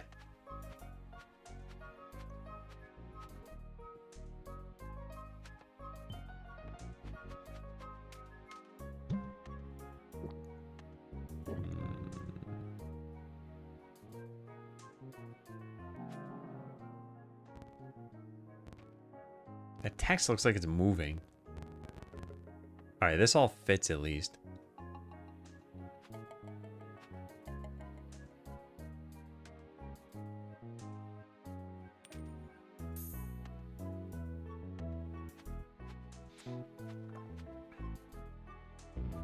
Okay, cool. Almost 3 p.m. and still nothing. This company sounds like they're not very organized. Okay, so all that looked close to fine. I think we changed the entire outro so that this has, yeah, physics interpolation is off, which means everything in the outro should happen in process, not physics process. But we don't even have a process function in these. We have one here. This is probably fine. Why did this look weird then? Why did that text look like it's moving? What happened here? Live.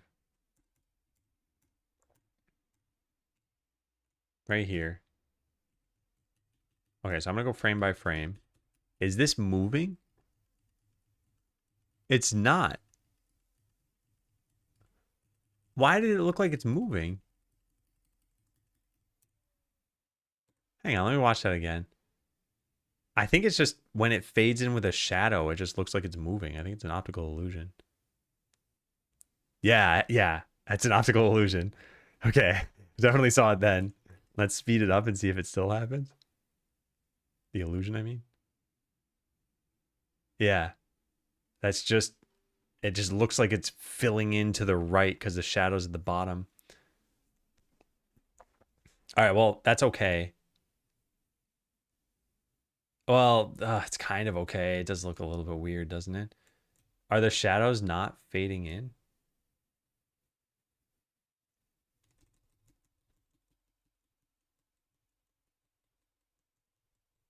No, the whole thing's fading in. Yeah, it's just that it looks like it's... Oh, man. The others don't seem like it. I think it seems like it when the shadow is thicker, and it's only thicker on the large font size ones. Like this one, it's pretty thin. Maybe I should just cap the shadow at a certain size as a result of that. I could just change that pretty easily. Where is that? Yeah, here. Shadow size. We could just cap this. With that said, this is pretty minor, and I don't think this is worth focusing on. I think the things that are worth focusing on are the truncated text in German. What happened to my... Oh. Right. I don't know why it looked choppy in French.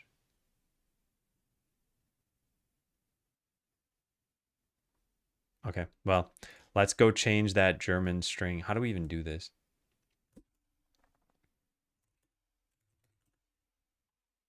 Yeah, it's all over here. Okay, so which string is that in German? I gotta find this one. All right, I'm not gonna try to pronounce any of this. So let's just search for this. All right, so this is the string, right? Yes. So if I type that string, well, no, I don't need to type the string. I just need to find out, oh, wait, what's the English? That's what I need to find out. Dedicated my life to this shop. Okay. So where's dedicated my life to this shop? Here. So this is fine except in German. Thought 2.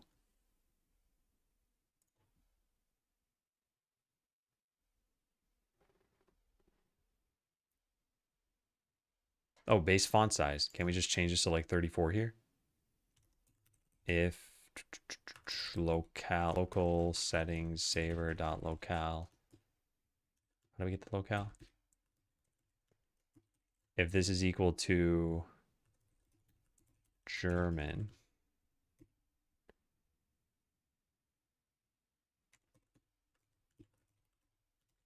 then base font size 1 equals 32. Great. It's like the dumbest way to do this. Okay, let's go try this.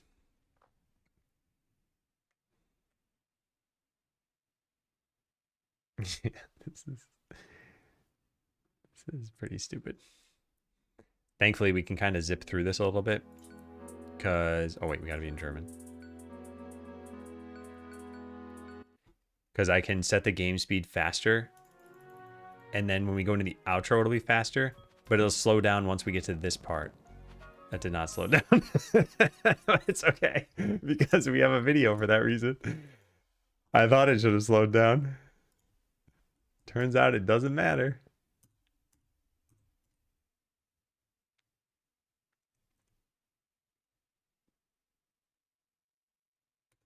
Yeah, it fits now. All right, that's it. That's all I care about. Hey, Joko. The dedicated my life to this shop text in German gets truncated without this. Yeah, I already have a comment saying welcome to the land of magic numbers, so this is it. Definitely, it's good enough kind of thing. Figured out what those 3 leaked rids? No, I didn't. And I don't think it's worth worrying about at this point. So that's all done. And that's all we did, right? Yeah, that's it. Fix outro in German. I tested in all of the languages that we localized to, and German was the only one with a truncation problem. And even then, it was only on a single string. Okay. Okay, so what time is it? 11:55. We got to get this stuff done.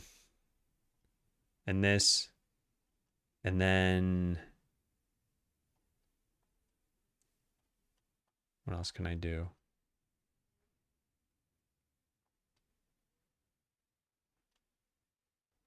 Fix German strings. Oh, I already did this.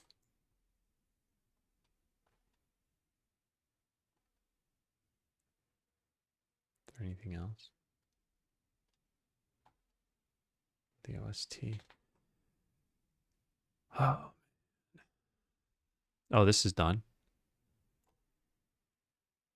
I stashed this under new town menu theme. We can just delete that now, right? Get stash list. How do you delete from the stash? Drop. And how do you use drop? Remove a single stash entry from the list of stash entries. Okay, how do we, can we like dry run this thing? I don't want to delete something else.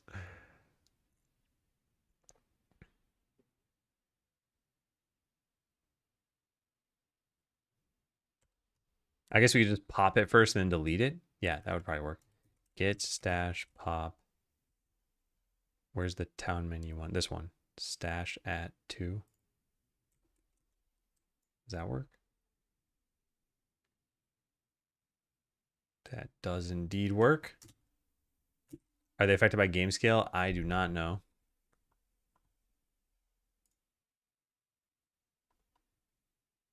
Okay, so we have some conflicts here, but this is all town menu stuff, right? Yeah. I think we can just delete the whole thing. And that's all I wanted to do. So now our stash list should not show this anymore. It does.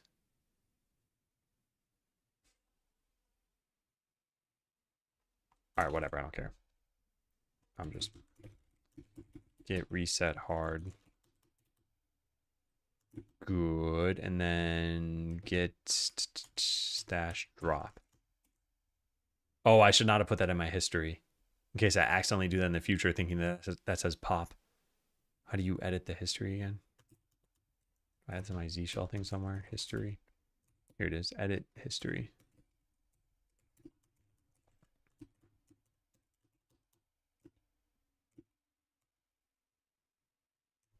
There.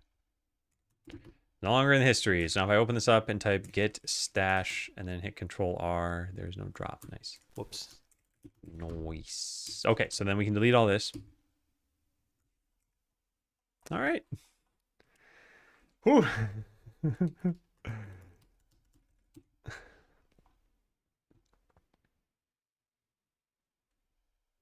Yeah. So I want to finish some stuff up in the afternoon, but I only have plans for like an hour of that work, unless the sheet music thing takes me longer than I think it will.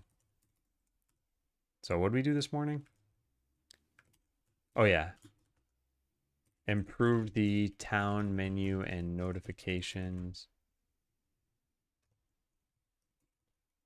The look of the town menu notifications, and then fixed some race conditions that were more noticeable with an increased time scale.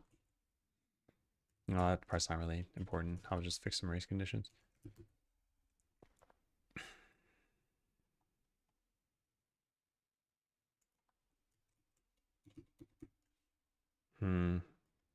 Planning each individual day. I kind of wanted to see if this is worthwhile to do. Like 17th is launch, so then 16th should be final play testing. I probably on March 11th should do another round of play testing since March 12th ends the video embargo. Although that assumes that people are going to be playing on March 12th. They might have already made their videos ahead of time. So I should probably do play testing sooner than that.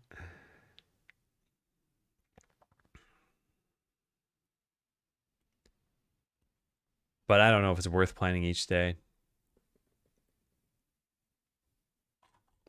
But this one's pretty important, so I'll write this down for myself. Yeah, I think a lot of them would. I think, well, and I haven't even reached out to everybody yet. I think I should do that tomorrow. Yeah. Reach out to influencers now that we're, I guess all remaining influencers now that we're at the 2 weeks remaining point. Which means that I need to publish the game today.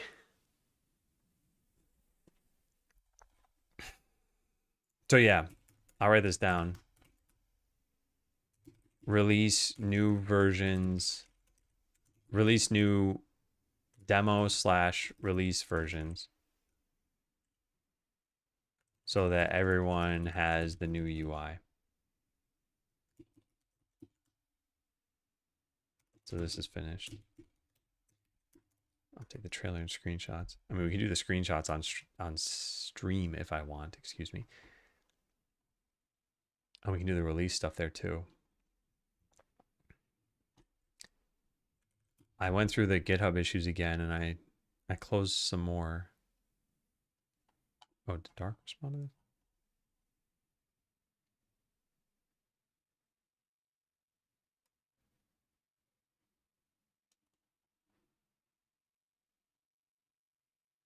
I'm gonna respond to that later. What was I doing? You're right. So we're down to 3 pages of issues. Well, they're 3 pretty big pages because we have what, 68 of these. I guess you can fit 25 per page. I don't know if any of this is like incredibly important.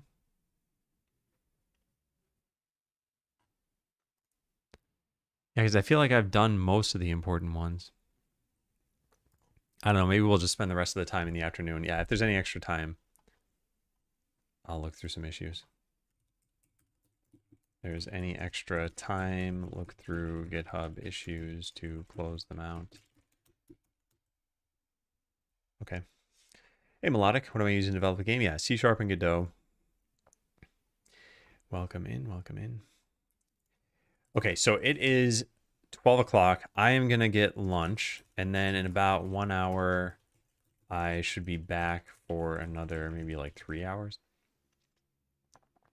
And we're going to at least, like, I spent so long making this stupid sheet music. I think this is, I don't know. I'm torn on whether this was a good idea or not. But I wanted to do this, and I made all of the PDFs for this stuff. And I then played it on a piano and tried to make sure that it like sounded good. Like we have, yeah.